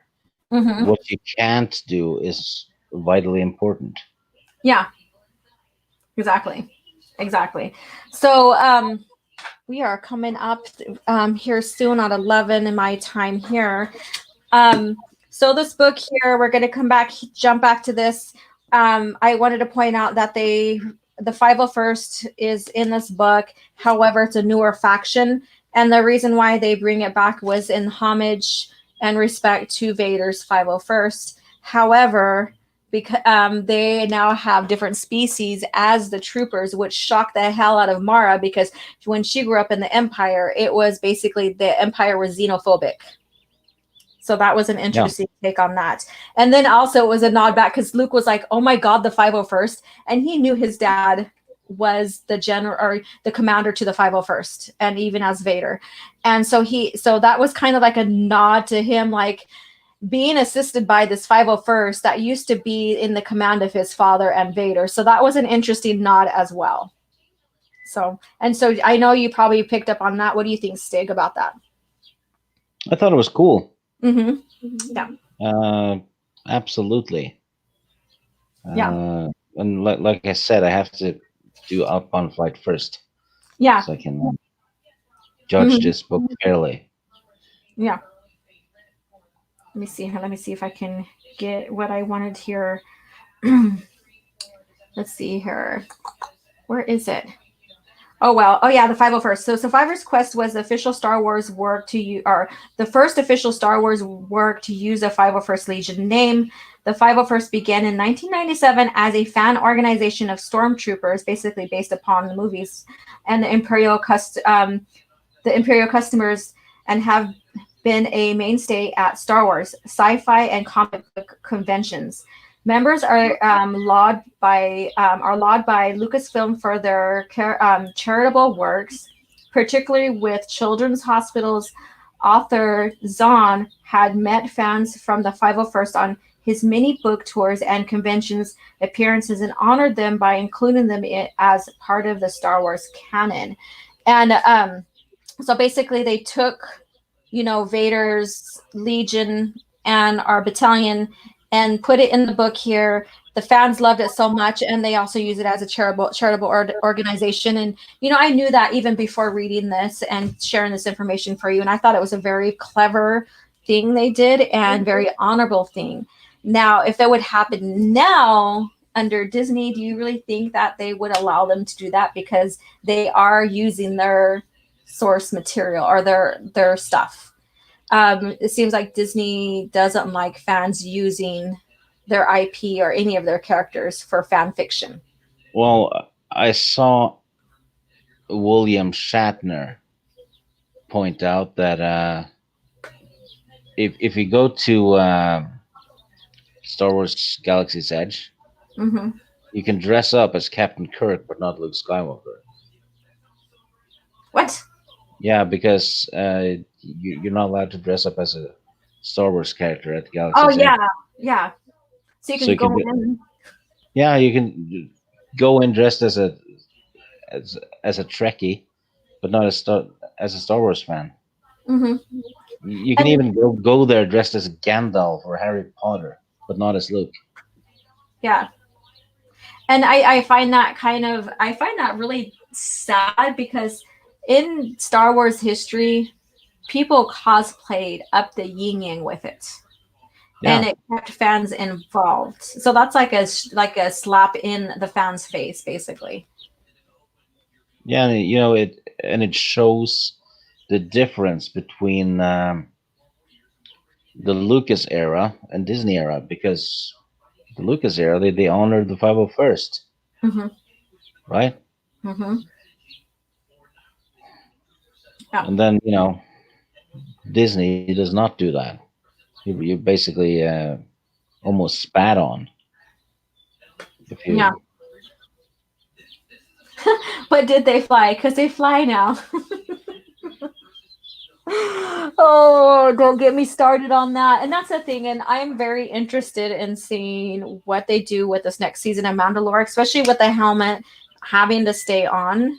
When even in the past lore, Mandalorians can take off their helmet. And someone pointed out, well, it's the new culture of the Mandalore since Din or whatever his name is came about. But when he was born during the time when and raised during a time when helmets could be taken off.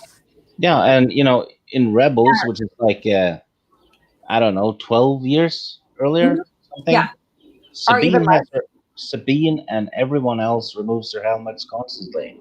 less. So it hasn't always been like that. Yeah,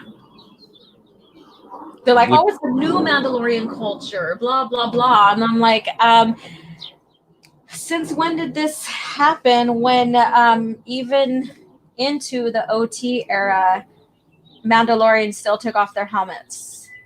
yeah, that's basically yeah, and Filoni also added that Jango Fett wasn't considered a Mandalorian because he wasn't born on Mandalore. So he wasn't a Mandalorian because of that. Then you Hmm. have the Mandalorian show.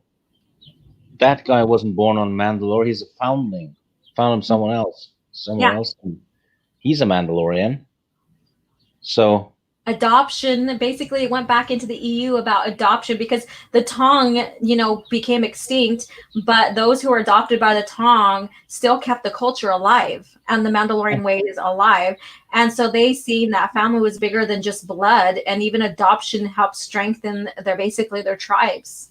yeah, and yeah, he's just changing the lore with every product he touches. Mm-hmm. I mean, he's contradicting himself. Yeah, exactly. And even when you look at Jango Fett, he so you look at the Fett's history in the original EU, they had their relative who was a Mandalorian, and then they kind of strayed after that relative and basically settled on Concord Dawn and became farmers and stuff. But the thing is, Concord Dawn is part of the Mandalorian sector, so doesn't that still technically make them Mandalores no matter what? And then when Jango Fett was found, his family was attacked for hiding. What's his name? Moril, and then they were attacked, and then Jango and his sister were basically orphaned, and he took Jango and raised him again as a Mandalorian, connecting their family back to the Mandalorian culture. Yeah, and the Mandalorian in the on the show Mm-hmm. pretty much has the exact same background as Jango Fett, so they just ripped off the Jango Fett backstory and glued it onto the new character. Mm-hmm. Exactly. And then they're, hinting on bringing Boba Fett back. So now it's going to feel odd because we know about basically his clone father, I guess you can say, his real person, if you want to say that, we are, yeah, so we know about his history, and it's shoehorned into Mandalorian to make up that guy, that new character's arc. And then we're going to have this hinted Boba Fett coming here, so it's going to feel very weird for those of us who know the lore. If that actually happens, it's going to feel out of place. You know, not long ago, Disney fans were bashing EU fans and saying that it was stupid the way Boba Fett got brought back and blah blah blah in the EU. Mm-hmm. Now they're praising it. Well, that's just like Dark Empire. We're like, oh god, that Yeah, was so stupid, blah blah blah. It breaks the lore with Anakin as the chosen one. Comparing and knowing that the PT didn't come out when that was written at the time, it did make sense, but it was very well written, even to make sense just a little bit now. And I'm not defending that, but when you look at or I'm not saying that it's perfect basically, but when you look at what it being rehashed into the Rise of Skywalker versus what was originally written, one is much more better than the other. And that's so they can't complain now, so now they're being shut up about this Boba Fett thing as well. yeah, because it's stupid. Mm-hmm. They're like, oh, well, how could he survive? He was killed in the Sarlacc. No, when you know about the history, the Sarlacc slowly digests you. Yeah, If and he you was wait he to was get wearing out. he was wearing a Mandalorian armor Mm-hmm. designed to withstand damage at least for a time. Yeah.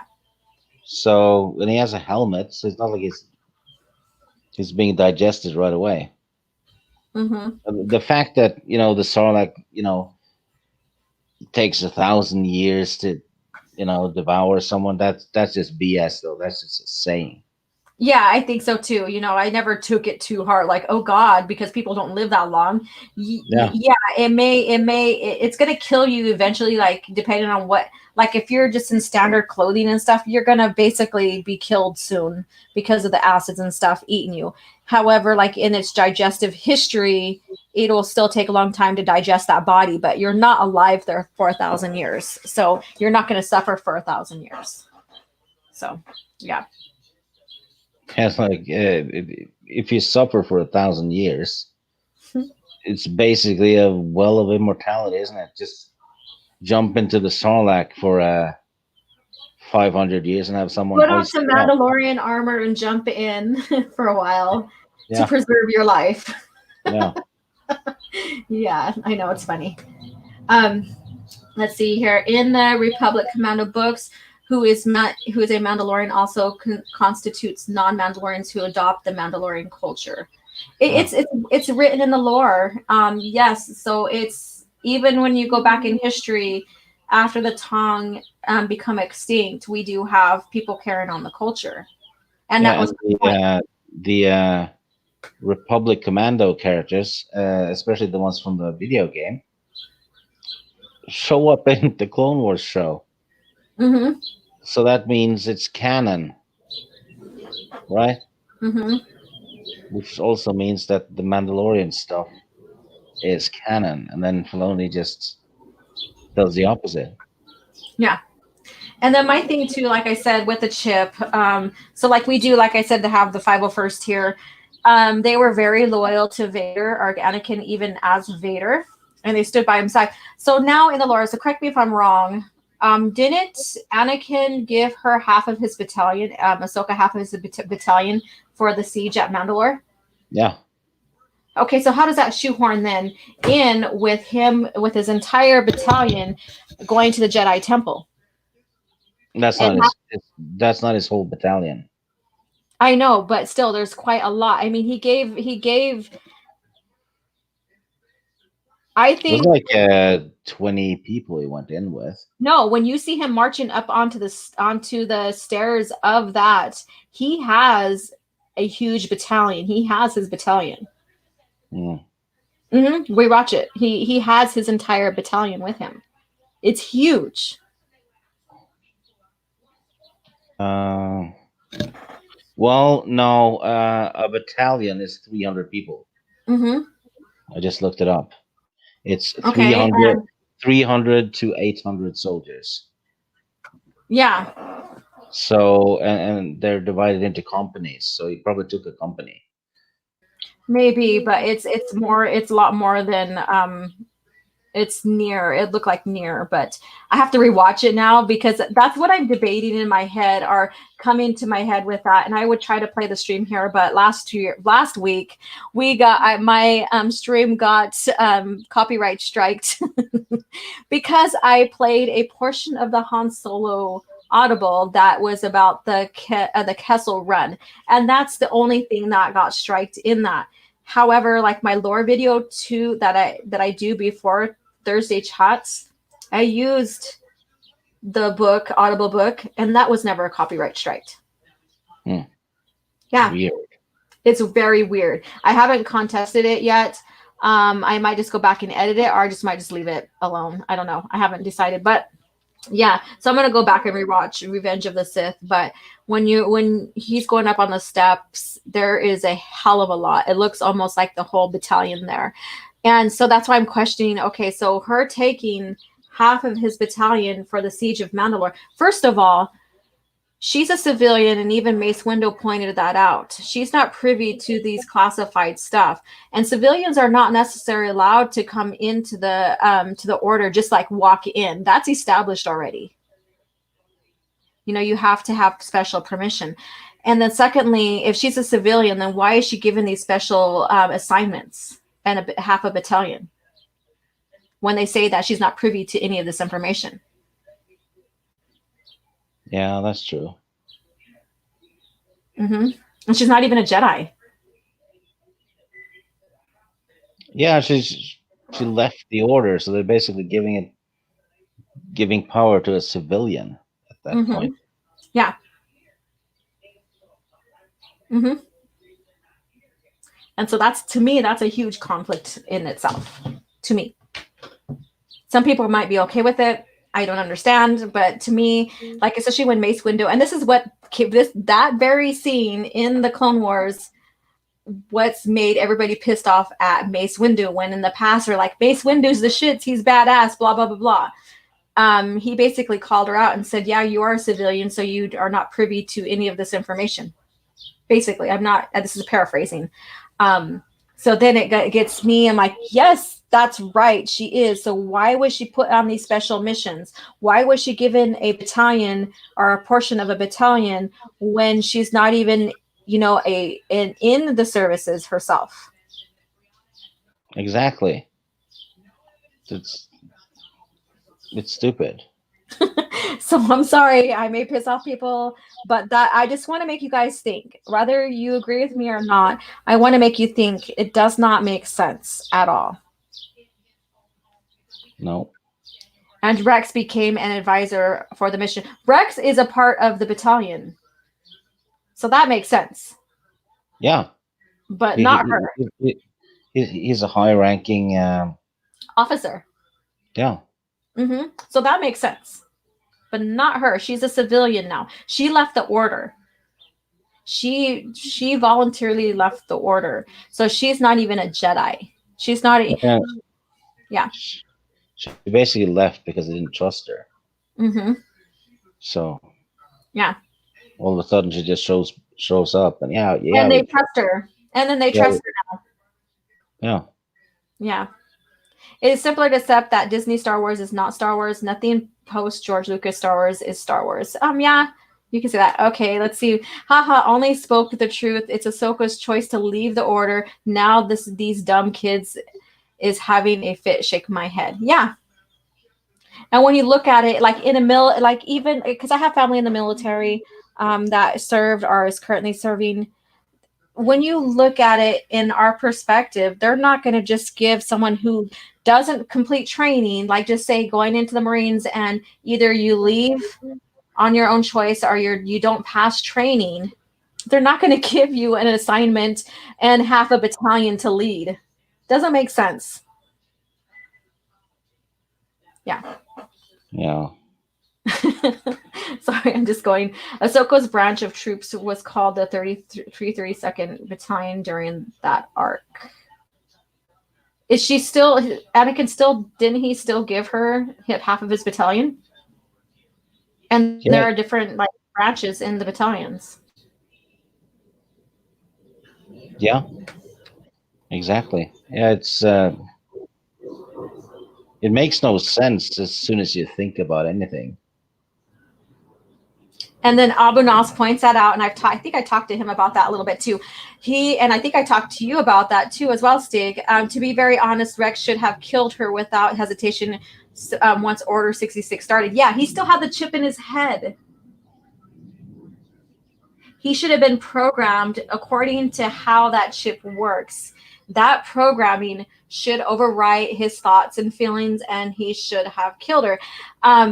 So that was just a way of shoehorning her into removing the chip so she doesn't get killed. Another thing that doesn't make sense is that she's not a Jedi as well, but she still carried a lightsaber. So, and on top of that, I think it was stated, and I shared the information before, but basically they messed up on their canonicity, their continuity, because in the Ahsoka book, the scenario of taking the chip out was very different than what it was seen in the Clone Wars. So, yeah. So there we go. Rex was made a commander, so he became charge of the mission. Yeah, he is high ranking, but it doesn't make sense for her to be also a commander as well because she's a civilian. So no matter how much you rehash Rex's stance on this, he is in the services. She is not.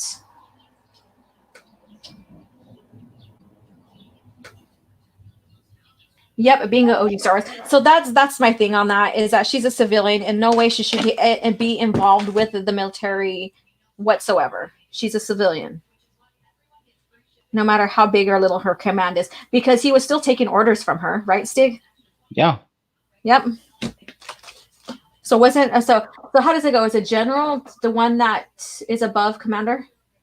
How does that go? Uh, I forget. And I apologize. I should know this. Yeah, so if he's still taking our even they are on the same level basically, so both of them are commanders are sharing command basically. She should not have that. Um Jamie, I figured she was allowed to go because Obi-Wan and Anakin were biased towards her, especially Anakin. I'm surprised they let her. But the thing is, that's the problem as well. She's a civilian, and there has to be common sense in this. And so I see that as a shoehorn. well, like I said earlier, Filoni is sloppy as hell, Mm-hmm. and this is just one of a few hundred cases of it. And the You know, thing is, even if they wanted her to come back to the order, doesn't mean she still has to go through her trial. She still has to prove herself. And she's not training and she doesn't have a master. So that didn't make any sense for her to be involved still, no matter yeah, how you hash it out. for all we know, the hyperspace whales told them she should be in charge. And she still leaves it. And when you see her in Rebels, she's not even a part of it, anyways. Yeah, which apparently turns her lightsaber white. Because Mm-hmm. as soon as you leave a club, your lightsaber changes, which is weird since her lightsabers are still blue Yeah. in the Clone Wars at the end of season 8. Yeah. Yeah. So no matter if they wanted her to come back to the Jedi Order, the point is she doesn't. And we see that in Rebels. And with Rebels, it does make sense for her to get involved because Rebels is basically, I would say, a faction that's resisting the Empire, and so anybody's recruited, basically. So there's not no like strict military structure as we see in the prequel trilogy, and that's the point I'm getting at. So Disney Star Wars common sense giggles, yeah, pretty much. I like this one. Spice hyperspace whales laugh out loud. Yeah, so that's just my little like observation with that, with the direction of that character. And again, be a fan of her. If you like her arc, that's cool. We all like and dislike different characters for our own personal reasons. I'm looking at this as a logical way that would make sense in the real life and make sense in the lore as well.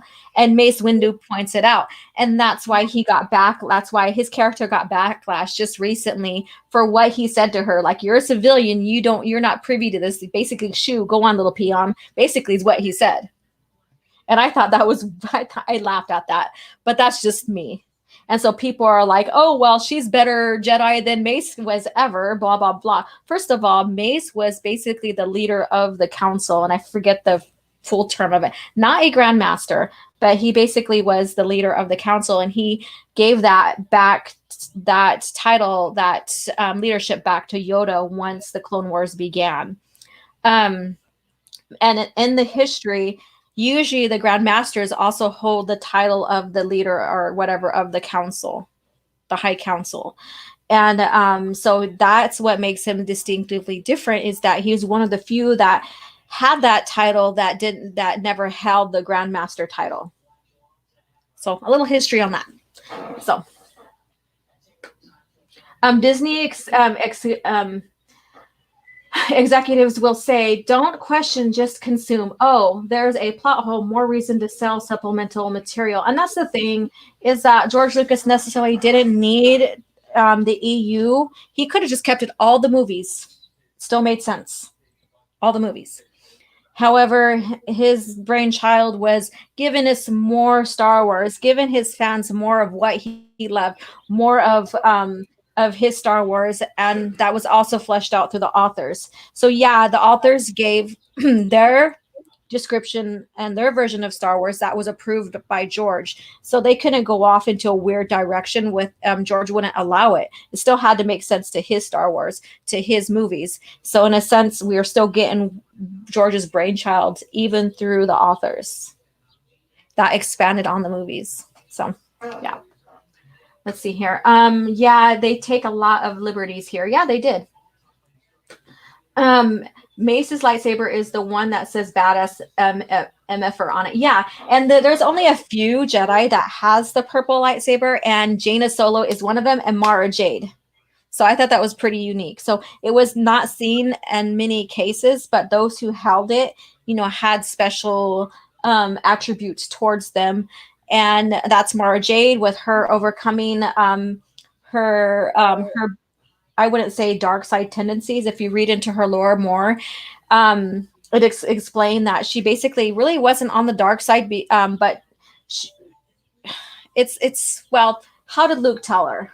She wasn't on the dark side because what she felt she was doing, and this could also raise controversy on that as well, because I could see it already, that she wasn't using it for dark side tendencies. She was thinking that she was doing good, like light side stuff good, basically, in a sense.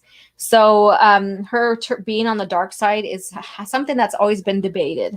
So what do you want to expand on that, Stig? Uh,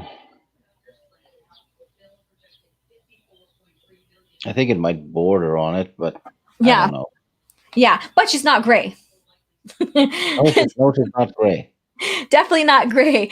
But yeah, and then again, Jaina Solo had the purple lightsaber, but of course she was going to be explored as Sword of the Jedi before the acquisition of Star Wars by Disney. So we didn't get that, sadly. Joel, Mace Windu was the OG status granted of Savage. Yeah, his character as a Jedi shares that, everybody, there's different personalities as Jedis as well. And that goes with Qui-Gon as well. So those are the two extremes right there between one end to the other. Doesn't mean one was gray or one wasn't. There's no gray. So yeah. Ahsoka Tano white lightsabers are cool. They are, but you guys have to go check out my video about her becoming a light side goddess. Those white sabers are part of my evidence towards that. All right. I love Jaina Solo and Mara Jade. Jaina is my favorite EU character of the Solo Skywalker family. Yes, she's badass. I like her progress, even through the New Jedi Order series. She does see a lot of conflict and trials and tribulations in that, especially losing her brothers, one to death, one to the Yuuzhan Vong tortured. And basically, Jason Solo's demeanor has been, after that, changes significantly. And so we start seeing the fall of Jason from there. And so she is a well fleshed out EU character that's female that Disney Star Wars says that we never had. Isn't that interesting? Yeah. There are so many EU characters as well. They were going to do a Naomi Sunrider Yeah. novel, and she's awesome. She's in some of the old what's it called, the those very old stories, the beginning of the hyperspace stuff. Oh yeah, the old Republic era. No, it's before that. Okay. It's I know what you're talking about, but yeah, yeah. yeah. The Those Tales are of the Ancient Jedi, right? yeah, those old comics, Mm-hmm. about the ancient Sith Empire and stuff like that. Yeah. They're being released in those omnibuses as well now. Volume 1 is out in November, so we can finally get all of those as well. Just saw it today, and I drooled. You're like, yeah. Okay, let's see. At that guy says how sequel lovers come across to me too. There's no room for criticism. Art is subjective. Blah blah blah. Yeah, that's their defense. Like I said, whether you like Disney Star Wars or not, that's fine. That's up to you as an individual. Myself, my heart stays with George Lucas era. I do have family members that loves Disney Star Wars as well. And more power to them as well. I just see a lot of mistakes in continuity errors, and that just takes me out of the lore, out of that moment. and it's not believable to me anymore in that fantasy lore. So here's the important question: what coffee are we drinking today? Yes, hello, Shellback, and I am having Folgers. What is yours? So please share.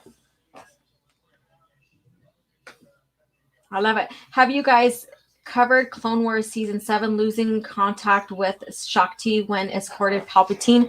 I when that came out, I talked about her death in general, like her canon death.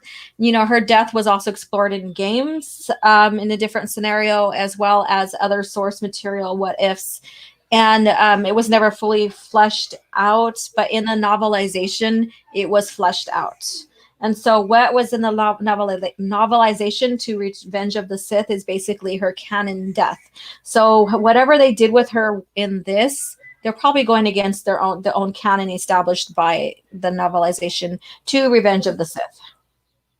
So, and that's all I gotta say about that. So, did you see that? Because, like I said, I didn't watch much of the Clone Wars season 7. So, Stig, if you want to relate to the Shock T scene, if you watched it, No, I didn't watch that episode. It's just I stopped giving a shit. he's like, I just stopped giving shit. So sorry, I didn't flesh it out at all. Yeah. Let's see here. How did Shakti die? Because she had so many deaths. Not, she didn't necessarily had so many deaths. Um, She there had were four. some. Four. There were some that were what ifs, or would say that they didn't make it on screen, so they were basically not used in the scripts. So some people refer to that, just like they refer to Luke Skywalker making his lightsaber, that one cut scene as well. That's basically not canon in a sense because it was never used. Yeah. The first death she has is Grievous kills her on the ship. Hmm. The other one is in the novelization where Anakin kills her at the temple, Yeah. and So the one where then Grievous kills her, is that Tartakovsky's? no, it's a deleted scene from Revenge of the Sith. Okay, that's right. Because some people confuse that with Tartakovsky's, and I was like, no, Tartakovsky, she was just captured and rescued. Yeah, and she also dies in The Force Unleashed because she Hmm. has apparently survived, and then she dies in that game. And the fourth one Yeah, the gameplay is is, yeah. yeah, the fourth one is in a Star Wars Lego game. So that one Yeah. certainly doesn't count. But poor lady, she keeps croaking.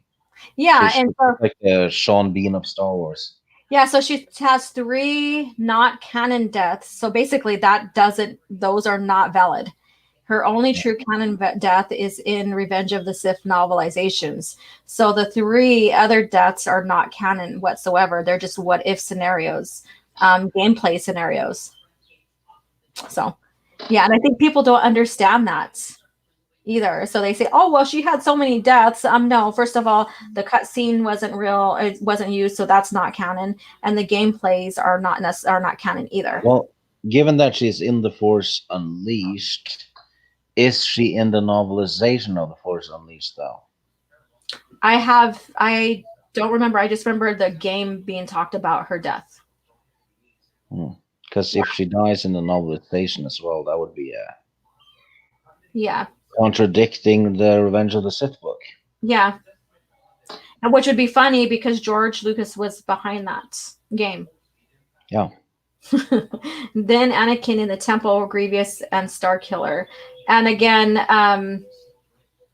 the one that's in Revenge of the Sith is the canon, but not the ones that are what ifs in the games and stuff. Yeah, because video games were on quite a few steps lower on the canon tier because, video games change based on your decisions, right? Yeah, and see this thing here, and this is what I'm getting the point at right here. Lego games Star Wars is canon, not necessarily. It may have like essence of the Star Wars lore in there, but how you play is not exactly how it happened. So that's why it's not necessarily canon. And that's Yeah, what it's just people, it's just a Lego game based on the movies. exactly. And Yeah. so how you play it is not how it happened. So it's not really canon. because you're playing it in your own vision, basically, in your own Yeah.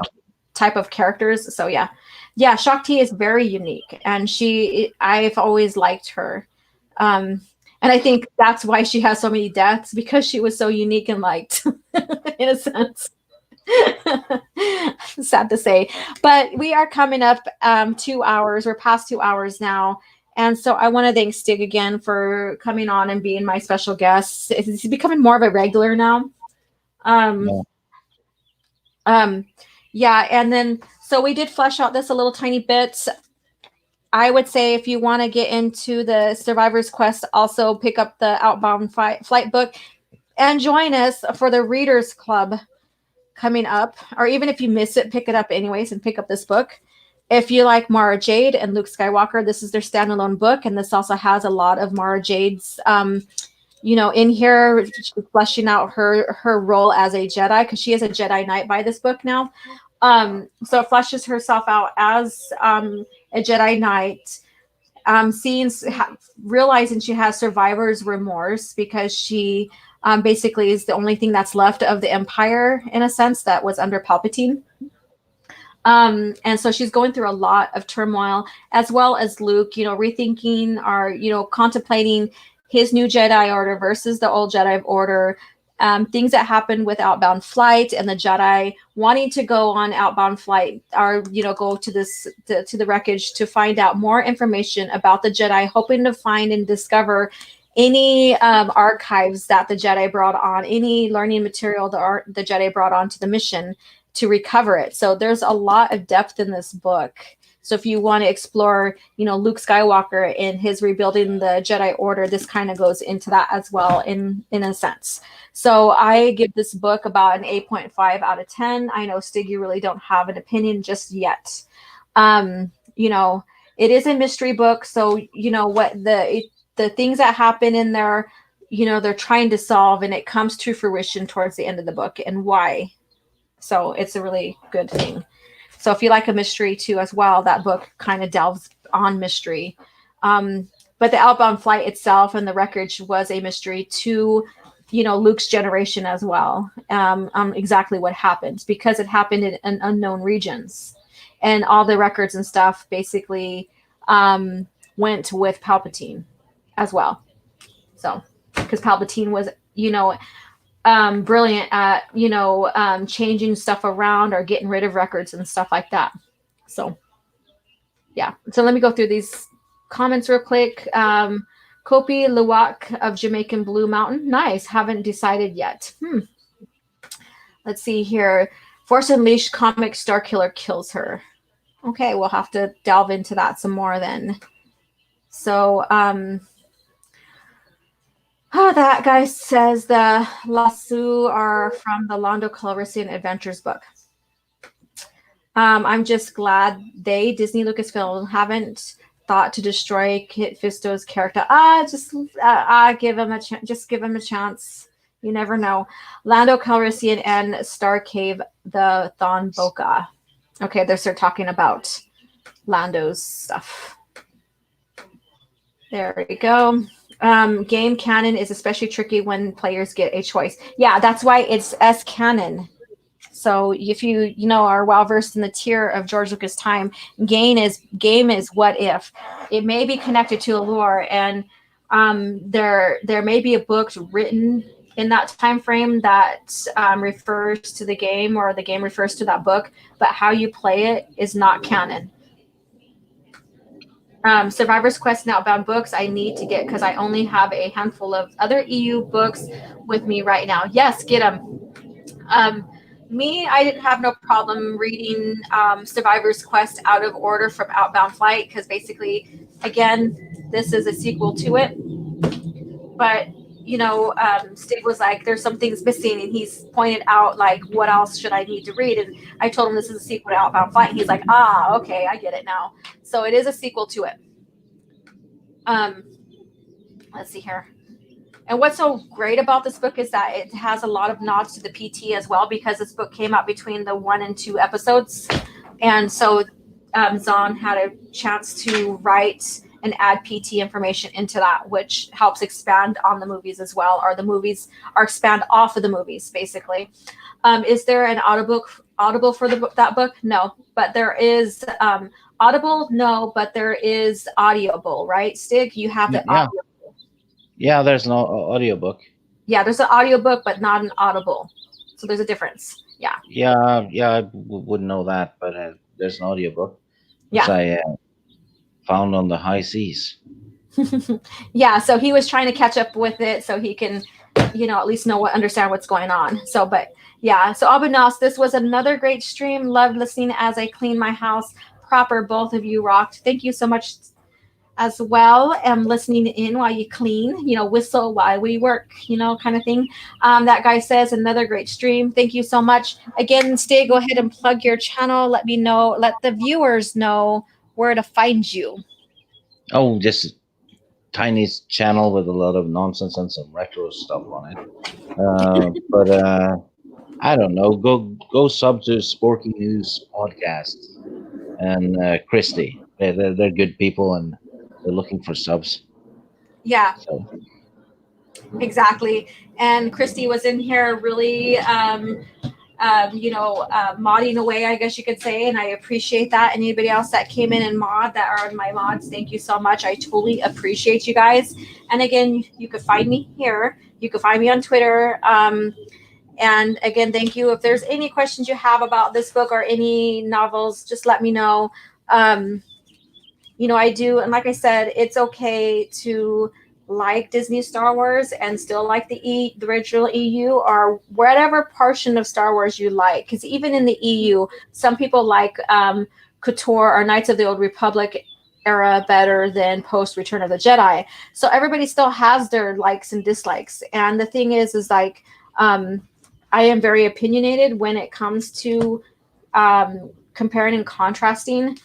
I like debates and stuff. I just don't. What am I going to say is that don't come at me. Let's have a discussion about that. Like tell me what you like about something and I'll tell you, okay, that's fair enough. And this is what I don't like, and have a civil conversation. And that's what this is about, is having a civil conversation. However, my channel's mainly about George Lucas era of Star Wars. And that's why you guys are here, is to find out more, learn more. And this channel will remain so. And so I look forward into giving you guys more lore. There's so much lore to divvy up on, and he's upside down, and share with you guys that I haven't even, covered the tip of the iceberg when it comes to the lore in George Lucas' era of Star Wars. So again, thank you so much, and may the